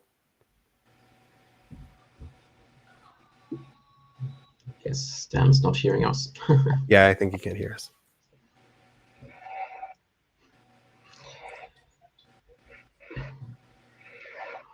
Wait a second. I cannot. Yeah, I have a problem with my headphones. Sure. Then try some stuff. Yeah, I mean, why I'm saying that extroverted intuition is not. I mean, extroverted intuition is about possibilities, doing interpretations on what is actually happening. So they're having some kind of connection. What could this mean, or that mean, or that mean? That's how I see it. And for sure, yes, they can still observe as any other human out there too. But it might be that they still miss out on the reaction of the other person, because the extroverted sensing is at if you have an 8-function model, it's at the bottom of the stack. So the awareness of extroverted sensing is quite low. And due to that, I would say they miss it more easily that other people might react negatively on some things they might say. That's how I see it. So they're not too aware about the comfort of other people because they're in their NE. And then if you're in your NE, it's more future focused, right? If you're focused on the future, how can you put your attention to the present? So that's a split in your attention span. If it's on the future, What do you think? What do you think, Andy? Yeah. Yeah, I think that I was a lot more like that when I was younger because I was just in conception. So I'm hearing information and making connections and maybe not reading the vibe as much. But part of my development as play last is just about really being present. So not being in my sleep, not being locked inside of my mind. And so I guess maybe for me, it's a practice because of the one-on-one work that I do to be present with the person. And so I think I'm reading it's my job. It's what I do. And it carries over to every one-on-one. But when I was younger, I was probably just thinking about the information that was coming in and making connections like locked inside of myself and not really present.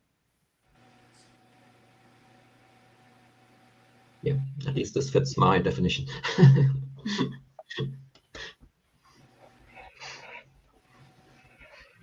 Okay, can I ask a question? By the way, can you hear me? Yeah. Yes. Oh yeah, great. So hi. I'm wondering, like, what do you think? You got someone in the background dancing. Yeah, Danny is dancing probably. That's what ESFP do, right? So I'm wondering, like, what do you think about the future? Like, what's your NI? All of you, what's your NI of the OPS? And like, because I will give you a context because I'm consumer last, right? So I am very picky on what I consume, and I have like a feeling that OPS is really huge. But Danny always tells me, no, it's not. It's like yet another model. It's just MBTI for more advanced people or something like that.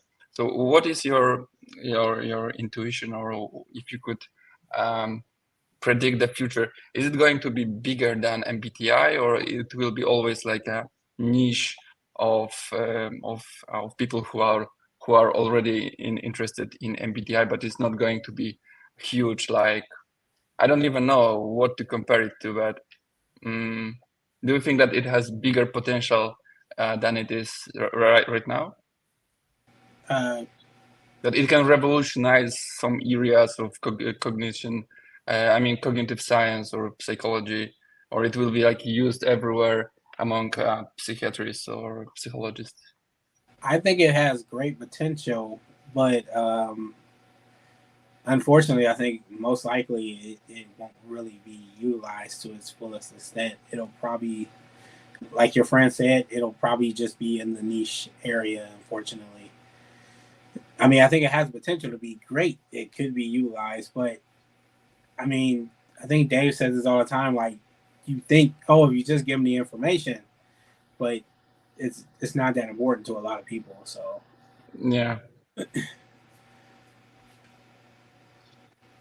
I mean, I can just give you my outside perspective because I only watched the YouTube channel from them, so I didn't purchase the membership or whatever this is. I probably will do at one point, but so far I was too lazy.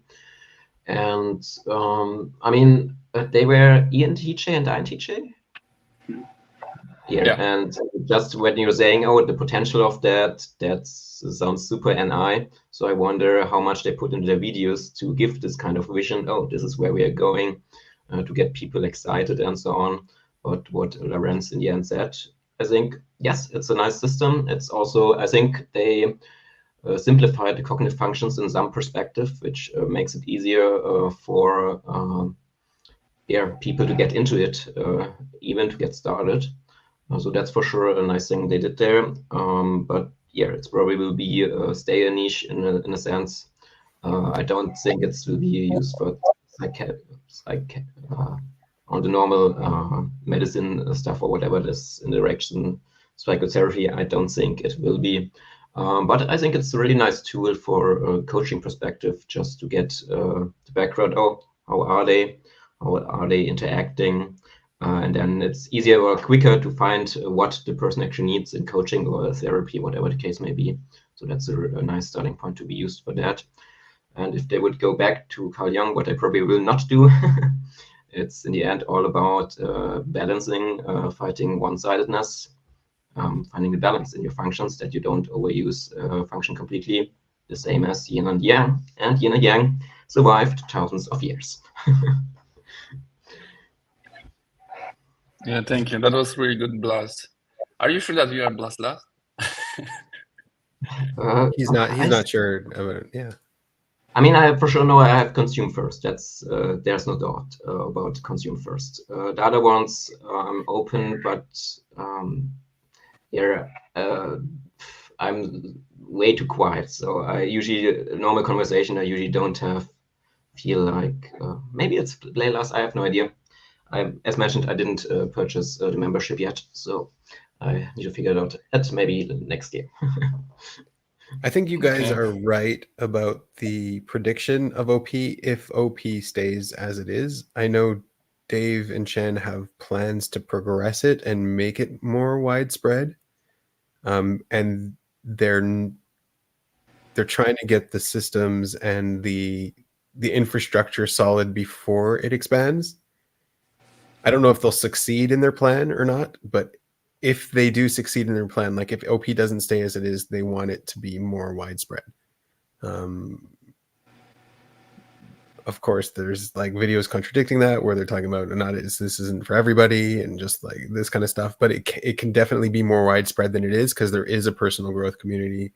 There is an area of people who are already primed to accept this kind of thing. So it's definitely got potential in academia for academia to jump onto it and all that stuff. So potentially it can become bigger, but if it stays as it is, it's going to stay a niche for sure. Yeah, but I'm sometimes wondering, like, for example, there is a Alex Friedman podcast, And I imagine Right. that there is Lex Friedman who knows his type, and he knows the type of the other person. Right. So they can interact differently, right? So they can be aware of the biases and their filters of the type, and it would enhance the discussion and also increase the quality of everything. I know that is probably I see that too, exactly, 100%. You see, when people are talking to each other, the conversation could be better if they knew each other's type, because there's so much. Yeah. So I wonder, I imagine the world where everyone knows his type, right? Right. All the politicians and everyone knows his type, and I wonder if it's even possible, and how impactful it would be if we were taught it in a primary school or something like that. What do you think? I think that it would be great. Yeah. What do you think it would change about your life if you knew your type earlier? Right now, knowing that I'm IP, it completely changed my life. Really, because I always thought it's I always compare it to having clear glasses. I can see other people, that it's not them. I mean, it's me who is weird or awkward, or sometimes just I'm completely delusional, and I do cringe, and I do all this stuff that I thought that other people are just not aware of what is going on, and I'm the only one who is aware of what is going on in the tribe.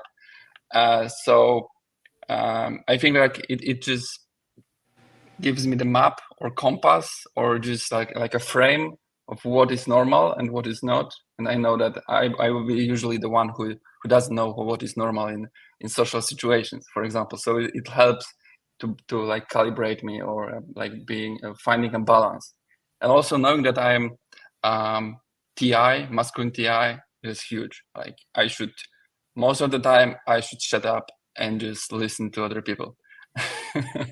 So if I just imagine everyone knows his weaknesses and strengths earlier in their life, then they can just grow much faster, and then the rest of their lives spent much peacefully, or just not fighting with each other.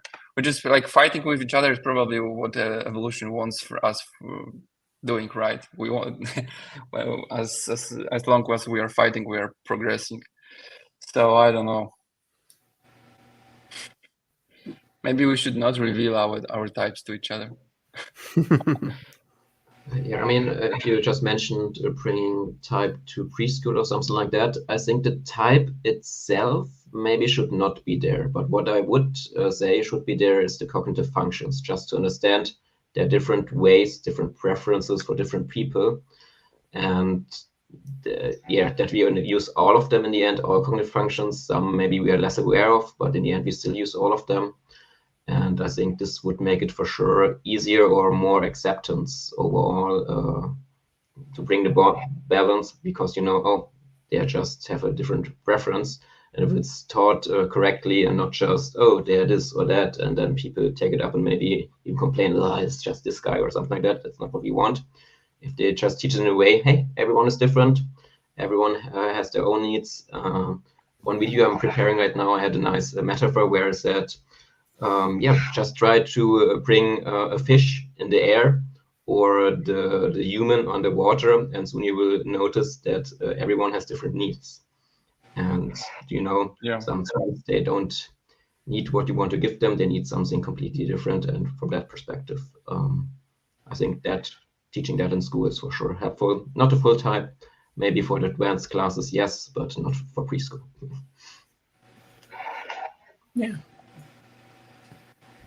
Yeah, just so everyone knows that we are different, and we don't have to fight, and we don't have to project ourselves. We don't have to expect everyone act as we are the same. I think that I wish I knew that before. That's what I am trying to say. But I wonder if that's even possible. I'm curious. We have 4 STs and 1 NF here. Is there anyone who wishes like they were a different type or like different functions? Just out of curiosity, like, oh, I wish I was NT, or I wish I was lead SF, or if I was this type or that type. You are. I mean, yes, but I mean, like, Yeah. savior, wish you had different saviors. That's a better way of saying that. Yeah, this question comes up a lot. The before we channel change, I wanted to just say something about the first topic, if that's okay. Mm-hmm. So in terms of growth, I think there are people, even if they knew their type, they wouldn't grow. And That's true. there are people who, even if they don't know their type, they do grow. So like, I know Annie, for example, when she came to OPS, it probably didn't change her life that much because she already went through life and did growth, for example. Because I know I felt that way too, where it's like, yeah, it's giving a name to the problems I've always seen, and it gives a language to talk about them, and it gives you the ability to compare yourself to others, which is huge for an IP, right? But other than that, I've still been like, I recognize I'm still struggling with the same things. I'm still working on the same things. And yeah, you're either ignoring your personal patterns or you're seeing them. Yeah. In terms of wanting to be a different type, do you want to be a different type, Lawrence? No. When it used to be, whenever people got type, I used to hear that a lot, and now Yeah. I'm like, dude, I love that I'm ST. I love that I get to discover NF. I love to be SETE. Like, I know it's not the best type, but and to me, I'm just like, there's no, well, one, there's no best type, and then two, Yeah. I don't know. I just find it interesting, but I wonder like how many people really feel like that. Like, I think it to me seems like it should be natural to feel very comfortable with whatever you are, if that makes sense.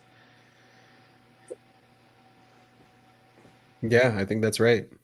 Yeah, anyone have a different take on that? I sometimes wish I have play higher, because it's like in most social situations is draining, and having play in the something like, I mean, I'm still not play last, right? So it's not the biggest problem, but I wish I was like play higher, but then I would I would have to switch my sleep blast. I don't know. The TI is problematic also. I mean, a lot of what I was seeing as play, I think, is also infodom. I had like with the play lasts, they're still doing the pinging, no problem. They're still doing the communication. I don't. It's hard to differentiate between a play ping and a infodom ping, if that makes sense. Yeah, that's actually something I struggle with typing play lasts.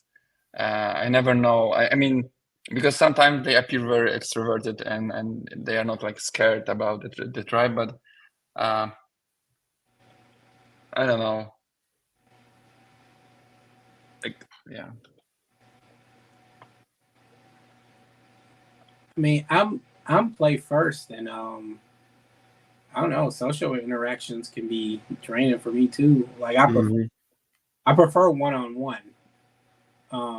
But if there's a lot of people, like, I'm trying to get out of there as fast as possible. Bye. Yeah. The first excuse I have, I'm gone. Right. And how about you, Benjamin? Do you like social interactions? You should be like Skibby, right? So you're like, and for number 4, so you should just be like a fish in the water. Definitely like the one-on-ones better. Definitely like my own little space. So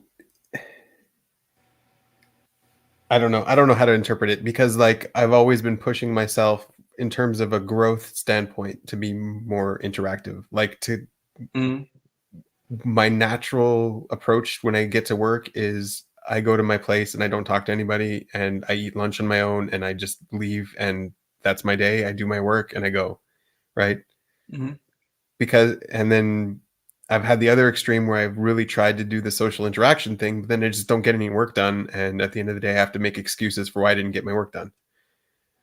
So it's, yeah, it's definitely something, it's a trick to like, what's more important? They're paying me to grow at my job, or are they paying me to get my work done? Well, they're paying me to get my work done. So, you know, yeah. But no, it's definitely the social interaction thing. I understand it as just something for IPs anyways, just to know how to grow there. Yeah.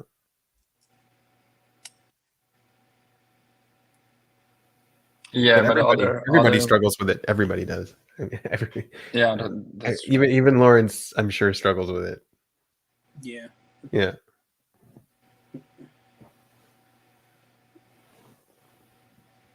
I always wonder a bit why you say, I mean, I mentioned before I did not join objective personality yet, but you mentioned IP. For me, IP is also ISFP.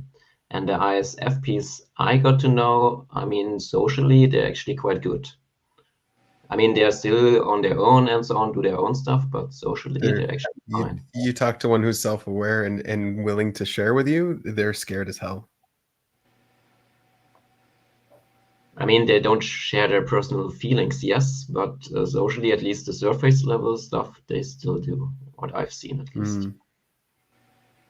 Yeah, I'm thinking specifically of a few ISFPs where they share, and yeah, they're scared as hell. Yeah, tribe is scary. Yeah, I know they're more on the, how to call it, status, looking good, and others are playing the role, or their, how to call it, their sincerity of their FI, which is in the end acting like kind of a role, yeah, according to their values. Yeah, and for sure it's less flexible on that, so they have to play the role, so they're more getting scared not fulfilling their role. Makes sense. Yeah,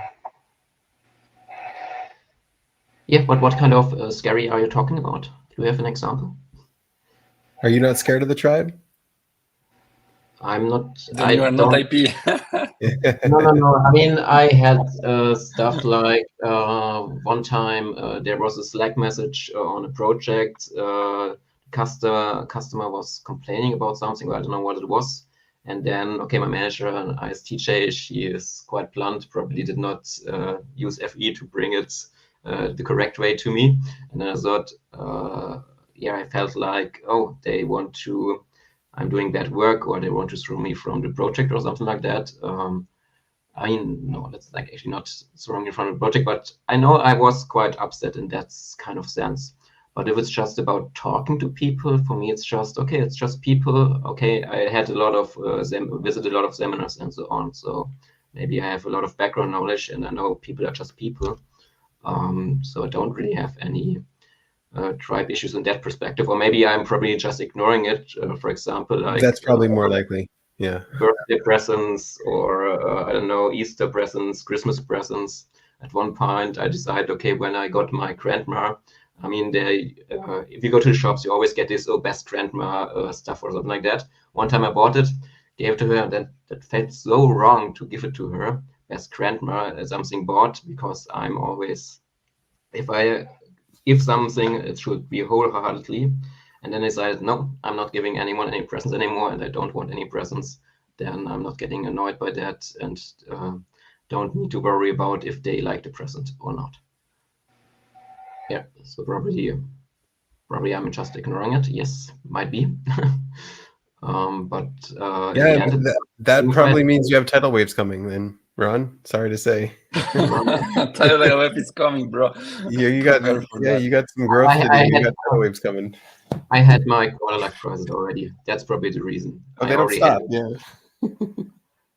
Yeah, sometimes I wonder, like, if all IPs feel the fear of the tribe, or just sometimes they are not even aware of that. Because, for example, my younger brother, I suspect him to be EP because he's just not seeing through a tribe at all. So when I look at him, I'm like, you cannot be IP because you are just fearless when it comes to IP.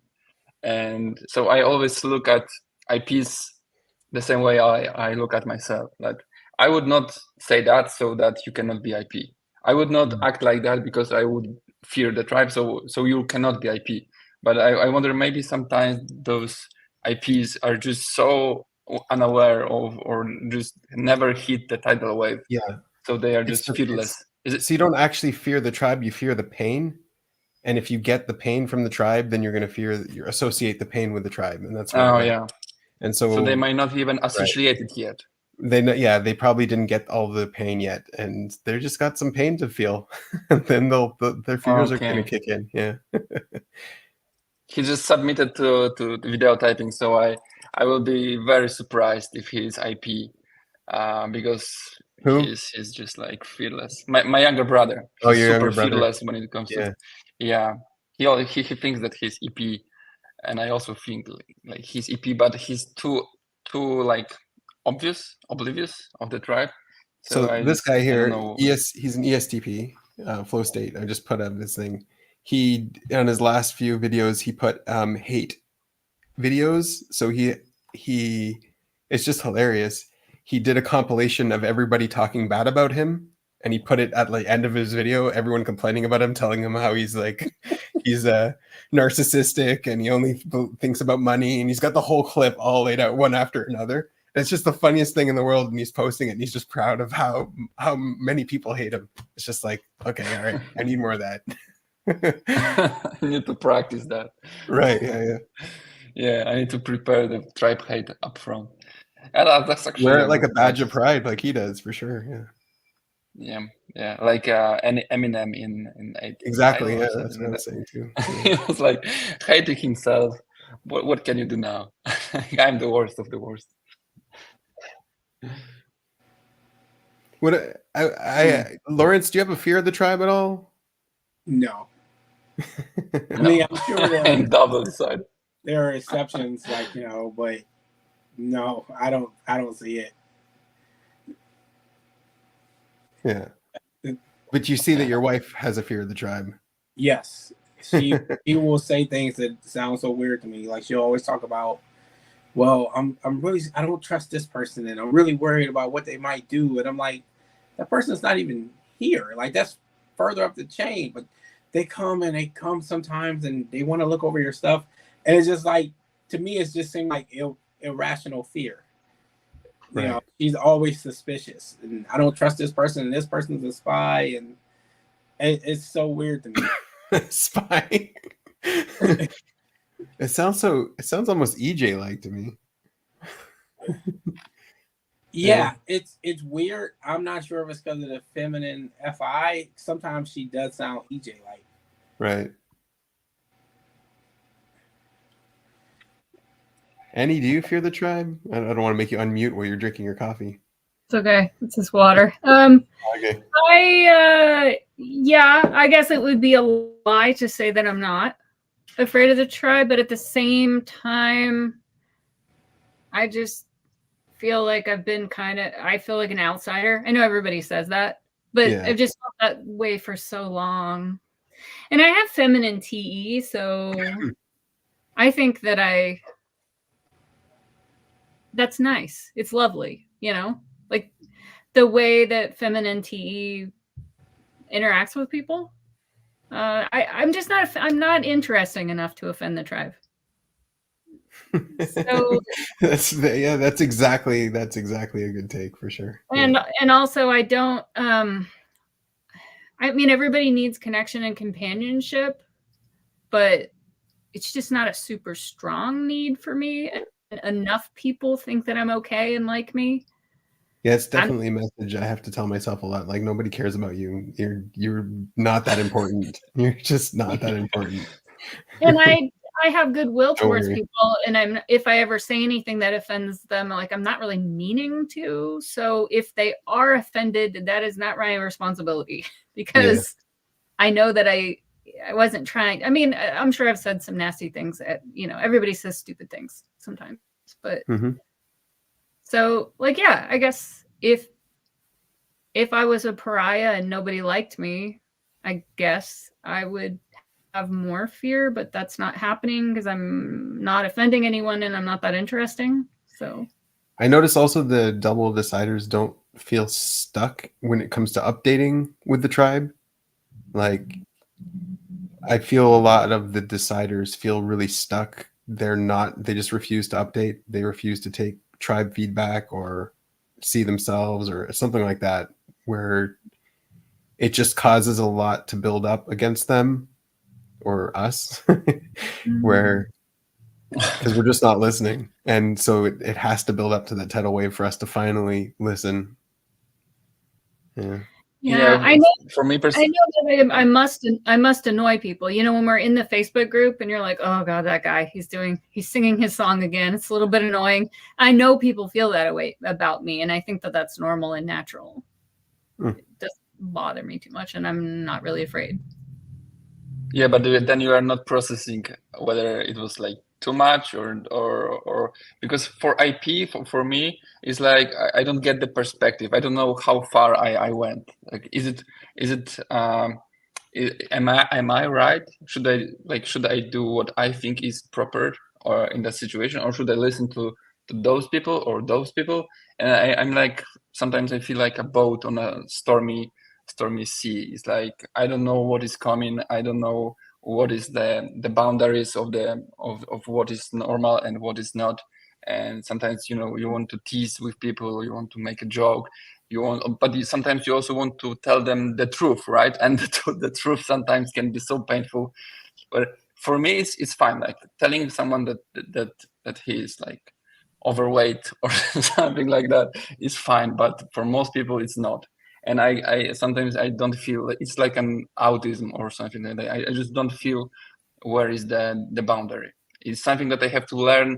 Like I have to write down what should I do or what should I not do. It's not something that I naturally get. But if someone tells me, "Hey, dude, don't say that," then I can like remember what is proper and what is not. But whereas you probably you naturally know what you can do and what you and also if you do something improper, then you can prepare upfront. Whereas I'm completely surprised. Like, what is that? Like, I just told you the truth. Why are you now saying me that I am the worst person you've ever met? Yeah, the biggest difference I'm seeing is the amount of weight and energy you're putting behind it stand, whereas Annie is saying not anything different, just way less weight and energy and seriousness. Yeah. It moves my chemicals when I'm saying.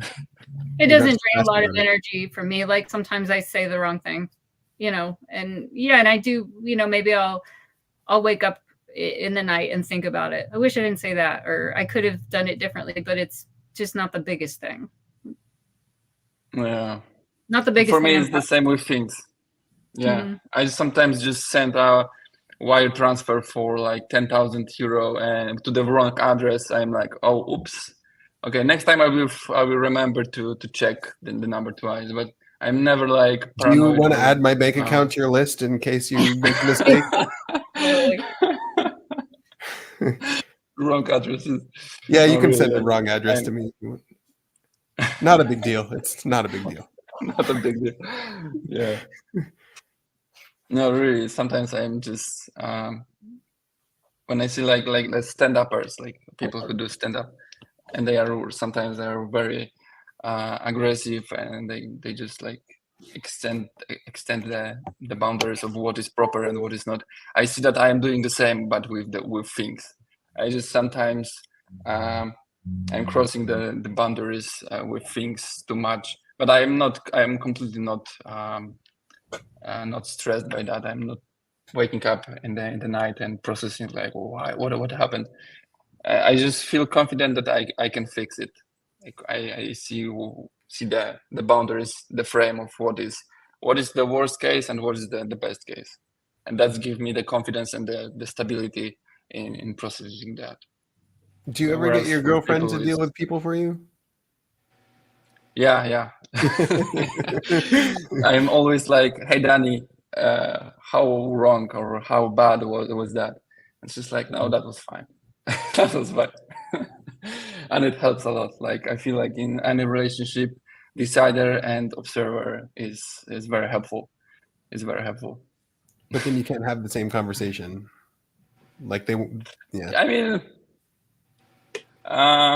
I don't know if the two deciders have more interesting conversations.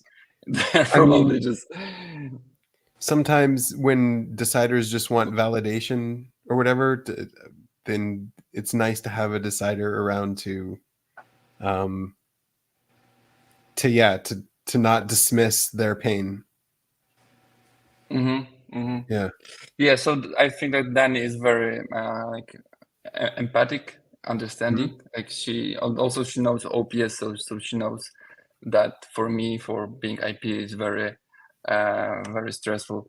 So but if I had, I mean, that's one of my biggest lessons as well, is like I'm naturally dismissing observers' freakouts. I'm just like, oh, that's not a big deal. yeah. I'm not taking it seriously. Yeah. And sometimes they need you to Yeah. take it seriously. They need you to go through it with them. Yeah, that's true. Yeah. That's true. Well, that's probably something that you just have to. Yeah, it's solvable. That's You can probably work a on skill that you. Yeah, you just have to. I don't know. Deal with it. That some people have different problems, and yeah, but for me, problems with things are, I'm really downplaying them and ignoring them. But maybe most of my friends are deciders. I don't know. I would have to do some research on my friends, and maybe most of them are deciders. I don't know. Maybe even Danny is decider. Danny, what do you think? Do you ever consider yourself being decider? Yeah. Maybe she's the most deciders among observers because she's infodom. I think infodoms are more decider, right? Because it's either play or sleep imbalance. I don't know.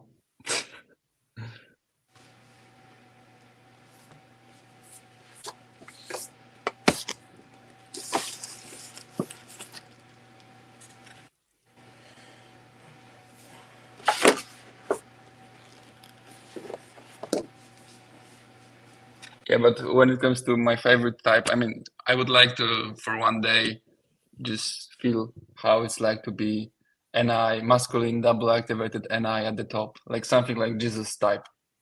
And just feel the vision, feel the vision and see the future. That would be interesting. Especially now, I just watched Dune 2, and I'm like, wow, that would be it's powerful. the most delusional of delusional of delusional. Yeah, exactly. It's not the future. It's just, yeah. It's not the future. It's going all in on Just like, yeah. yeah.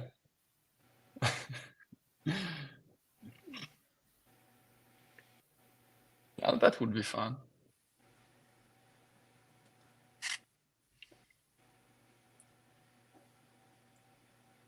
I don't know. I was always curious of what is it like to have TI. So like, the magical TI. Magical. Not recommended. Yeah. It's only useful during your work, and then it's not helping at all. I wish I could just like turn off my TI after my work, because it's not helping anywhere. Even like daily homeworks and like home course and all of that, I feel like I am in a tunnel where I can like do only one task. But it's probably TISI, more like TISI. You probably, Benjamin, you don't have problem with that, right? Like doing multiple tasks. Yeah. I mean, TI is TI, yeah. Yes, yeah. It takes a lot of patience to have TI. You have to have a lot of patience. Yeah. I don't know if that's the same way with all the other functions, but you have to have a lot of patience. Yeah. They'll figure out they're wrong. It's okay. Just let them figure it out. They got it. You don't have to get involved. You don't have to fix everything. Yeah. What?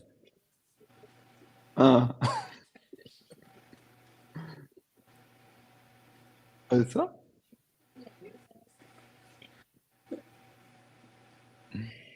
So pretty much TI always thinks they are correct. There's Because never we are. No, not necessarily. I mean, if they know about the topic, yes, for sure. Especially if they have masculine TI, then they think they are correct. But if it's a completely new topic they don't know anything about, okay, then they're just learning, want to understand the topic, and just taking in new information, and until they get good at it, and then they think they're right.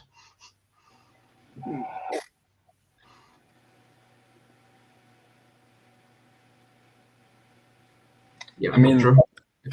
for me, it's like I feel doubly 2 times more frustrated, because it's, first of all, is masculine TI, so I'm frustrated when someone is illogical and irrational, and then it's consume last. So when I see that someone is doing something without a purpose, without a goal, without without a goal, then I'm also frustrated. It's like, why are you doing that? Like, what's the point of doing that? What's the point of consuming that information? Like, for example, why do you scroll Instagram, Twitter, reading those papers, reading all of that, if you have no plan with doing something with this?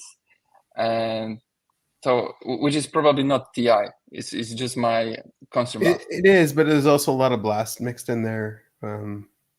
Yeah. You see all of the blasters, they don't know how to, everything has to have a purpose. Otherwise, Otherwise it's useless. Right, yeah. Which right now I know is like completely wrong, but it frustrates. I mean, it used to frustrate me more. Right now, it's right for the blast lasters. Like, they need to think more about what the purpose is of what they're doing. Yeah. Yeah. What they're taking in.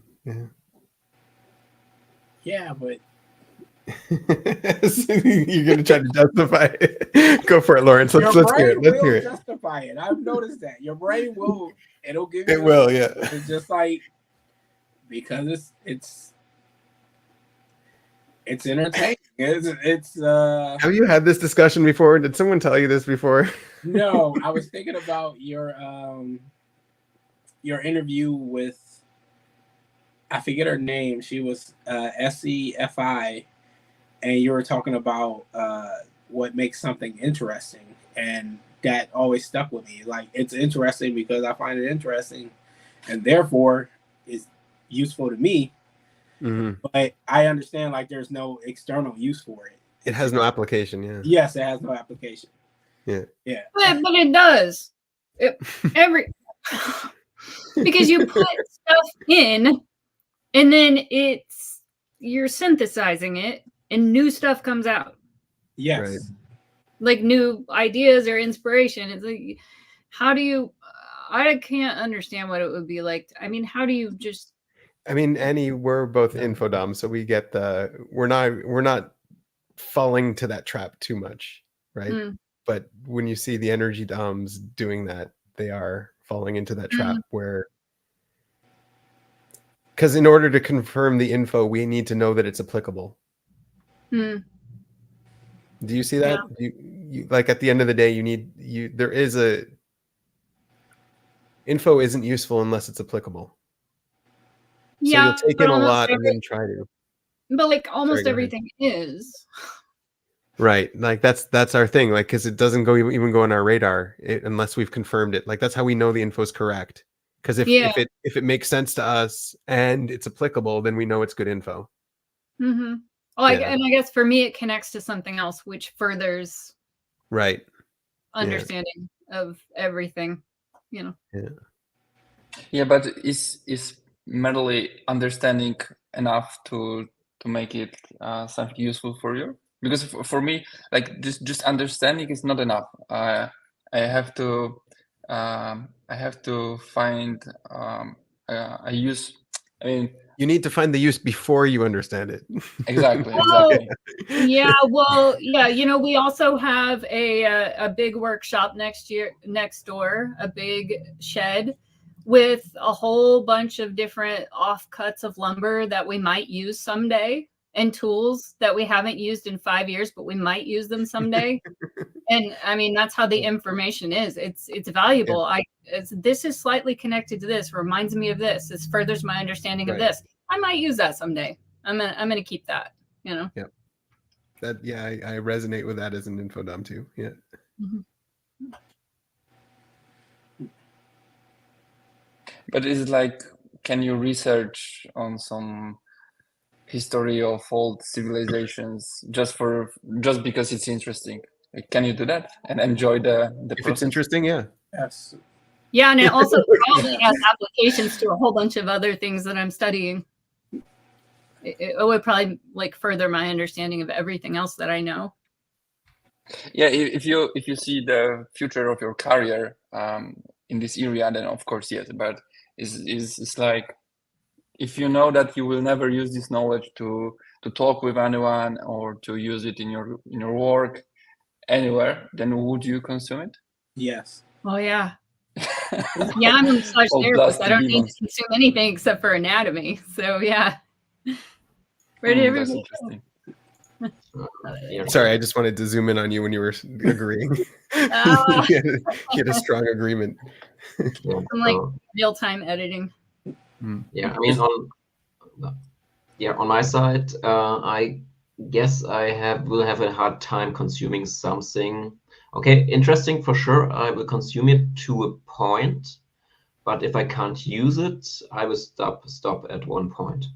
Because if I can't use it at all, not in social interaction or anywhere in my life at one point at least, even if this point is coming only in 3 years or something, then it's getting more and more harder and I can't do it forever. I want all the knowledge. It's not possible, but I want it. Because I get it that it just gives you pleasure. Like for me, blasting gives me pleasure. So ultimately, it's all about getting pleasure, just feeling good. So even though I blast, it's just for feeling feeling joy. So I get it, but I wonder if you really feel the pleasure of, because for me it looks like you are just wasting time. You are just procrastinating or whatever. Like for example, even playing computer game for me is hard because I have to convince myself that I will use, for example, right now I'm playing Civilization, and I have to tell myself, you will use this knowledge to understand politics, because maybe in the future you will try to start in elections or something like that. I have to lie to myself or just convince myself, like build some future scenario where this knowledge is applicable. Otherwise, I've noticed that with even infodom blasters, where I would try to share just an idea I have or whatever. I'd try to share it with them. They're like, okay, yeah, but why are we talking about this? What's the purpose of this? What are we going to use this for? It's like, well, I don't know, for something. It seems like it could be useful. But can you listen to it first? Yeah. Yeah.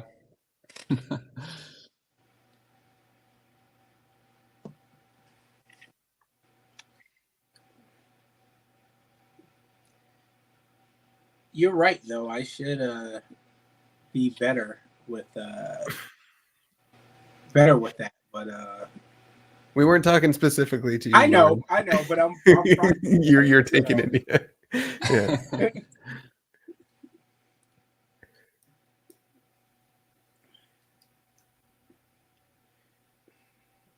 I mean, if you're able to connect something that you're taking into a purpose, then it's a full info loop. It makes the info trustworthy. Mm-hmm. And it's the same thing. It's like the scientific method too. Like if you have an idea and it plays out the way you predicted it, then you know the idea is at least somewhat right. Like it's a way to confirm the info. You mean for Blast or for Infodome? In general, in order to confirm info, yeah.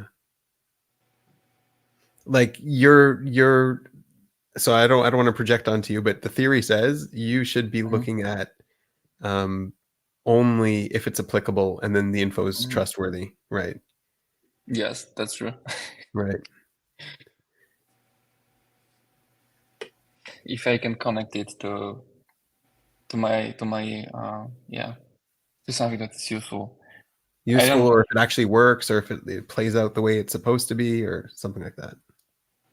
Yeah, that's why I'm so obsessed with OPS, because I put all eggs into one basket, because I want to see a future where is like very impactful, and I can use this knowledge not only to social interaction, of course, it's very useful, but also like to build a business with this, and I don't know, build AI to type people. Otherwise, I'm not sure if I would be so invested in OPS. And probably constant lasts are the most intense in like putting all baskets into one consume, because we are very picky with consume. If it's in our basket, then it's there. It will be for a long time. Yeah. Lawrence, what do you think about it? Like, are you interested in other systems, or do you feel very connected to OP? I feel very connected to OP. Like when I first came in, I was looking at MBTI. I was looking at Eric Strauss's stuff, and then I could see like clearly there's something here, although people aren't agreeing on the terms. I mean, aren't agreeing on certain things, but there's clearly something here. And then I got to OP, which led me to, and it enabled me to kind of see the person, the people getting interviewed, and I was able to see for myself. And then that just led me straight to OP.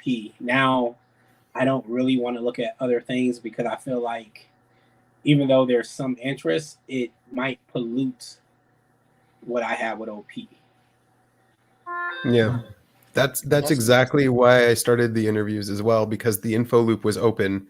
We weren't getting info from the source.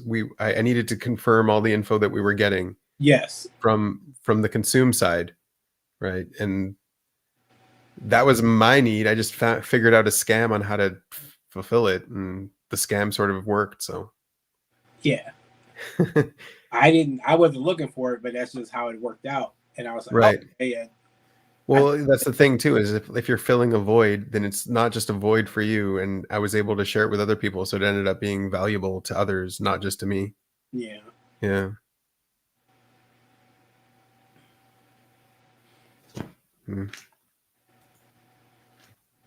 Get porn bombed by the based believers crew. Oh, all right. So Okay. You're gone. Wow. Thanks, Dan. That was nice. Flash. Yeah. All right. I don't know how to block him from my channel, but that inappropriate humor again. Play energy. I feel you.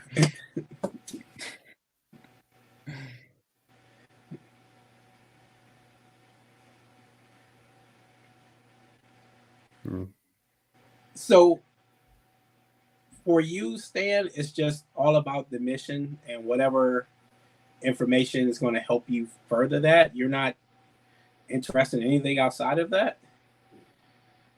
I mean, if something else can bring me sooner, quicker to the goal, then I will consume it. But if that's something without an end goal, whereas I see a value there, then I'm not going to consume it. It has to be connected to. It might be also because of number one is that I just want to dominate in some area, and if I see the shortcut, then I will use it, and I will like explore. I will. I don't know. We have another potential bomber. So let me pull him up, and I'll be ready to pull him off if he's bombing us. Hello. Hey, Hello. what's up? How y'all folks doing? Hello. Very Not bad. good. What are you up to? Happened? Sorry, what'd you say? What are you up to? I'm just hanging out. All right. Yeah, get. Yep. What is that? There we go. Who are these people? Are these someone put it in a Discord chat or something like that. Yeah. oh, Seems like something's going on. okay. So they're OP people or just like random? No, they're internet people. They're not OP people. Oh, okay. That's just internet. Yeah. Okay. Yeah. When YouTube goes live, so then everyone's aware of some live stuff going on, and so when it's probably a coordinated thing or something like that. I don't know. Just assuming, just double observing. It's not a big deal. Don't have to explain it.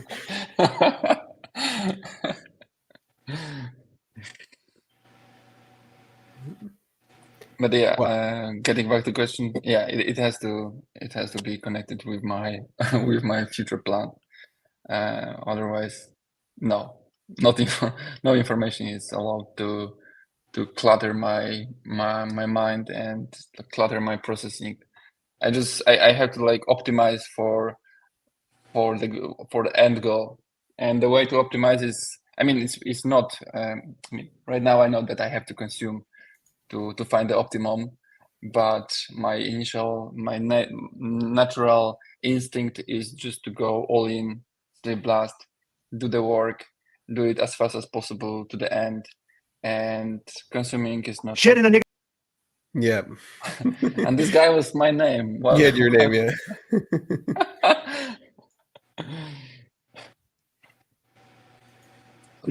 Trolls that are attacking us.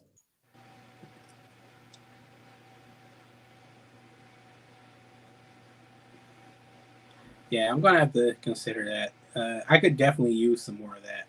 It's just to consume. It's very alluring. But don't you feel drained or exhausted after consuming too much? Because I feel super exhausted. No, never. Never. Usually, I might want to switch to consuming something else. Sort of like Yes.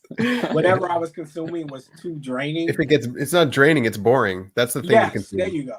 It's Yeah. boring. So it's like, let's go to something else. Yeah. You want the stimulation of the brain all the time, and if your brain feels like it's not getting stimulated, well, consumes your go-to drug. Yes. Oh, that's interesting. Yeah. And so you should be drained when you are blasting, right? Yes. You're super bored. So how do you work? Because I connect blasting with working, but how do you work if you are blast?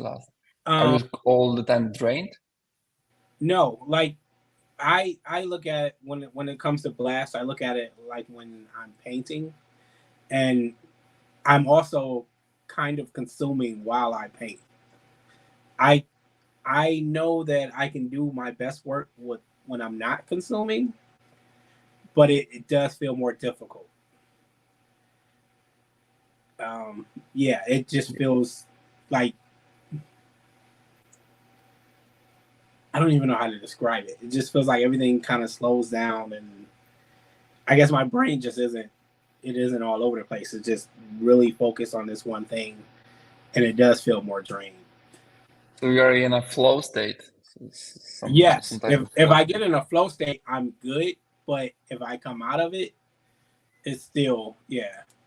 So like a lot of times I will consume as I'm blasting. Mm.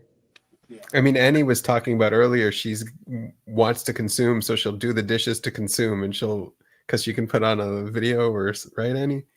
Or whatever you're doing, like, oh, I'm out of dishes to do. I can't consume anymore. Yeah.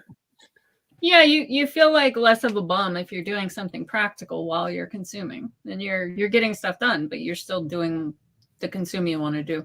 Mm-hmm. Yeah, it's your little hack. It's smart.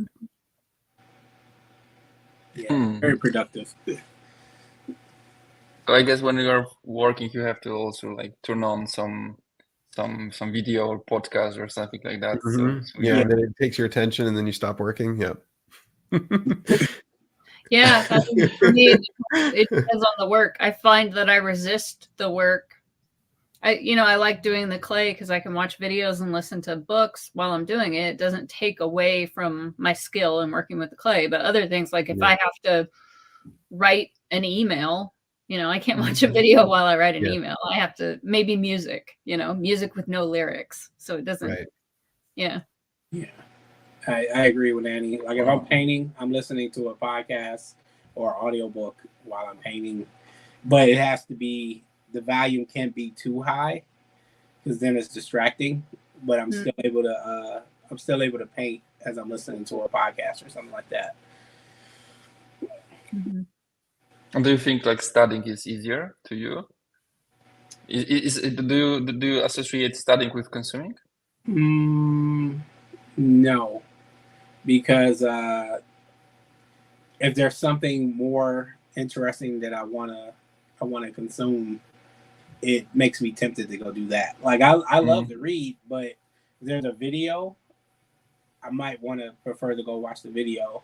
And you can't really study and watch video, Yeah. Well, I mean, if the study is my choice, but if it's something I have to review the, laws for renewing my license, and it's just so boring, then It's the same thing. It's boring. You'll see that. Yeah. If something is boring, then it's not consumed. Yeah. Yeah. It's like under stimulation. Mm-hmm. That's interesting because really, when I scroll Twitter for like 5 minutes, I'm so overloaded. I'm so exhausted. I'm like, what? I have to go to run or do workouts, something, because I feel like my brain is not functioning correctly. I feel like something is wrong. I just feel like ill, almost ill. That's why I always rant on people who are like spending too much time on social media. But now I know that I'm just consuming. For me, it's easy to say, right? Just don't spend time on consuming. For you, it's much, much harder.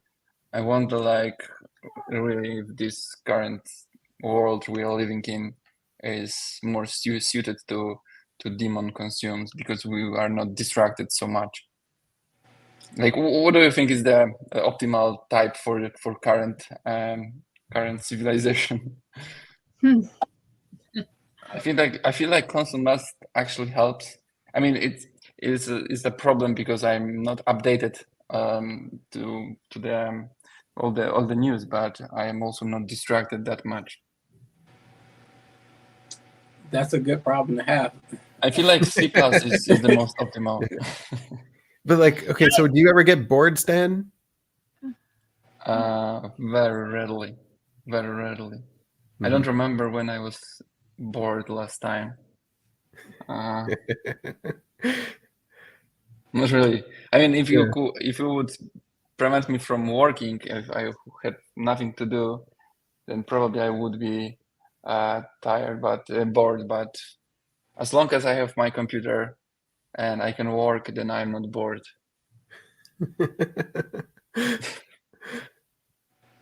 Yeah.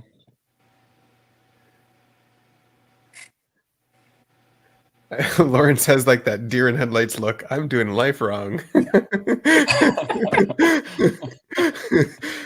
Well, I mean, fortunately, I don't really get stuck on social media like that. So yeah, I feel fortunate in that regard. But yeah, I'm consuming a lot otherwise. Yeah, I guess it's very unfair. But I always see like sleep blast is the best type because you have consume, you have blast, you have play. Like what else do you need, right? You need to sleep. You have a lot of energy. You don't need sleep. Who needs sleep? Like sleep is useless. I actually need sleep. I should log off. We should wrap this up soon. Oh yeah, yeah, me too. Yeah. No, but too. thanks. This was a good first try at this. I don't know how successful it'll be, but we'll try to keep doing this. I appreciate you guys for jumping on. Annie, thank you for being the first one to jump on. Appreciate you. That was awesome. Yeah. Thanks to Lawrence. It was great catching up with you. And Ron, nice to meet you. And Stan, as always. Yeah. All right, bye, guys. Bye-bye.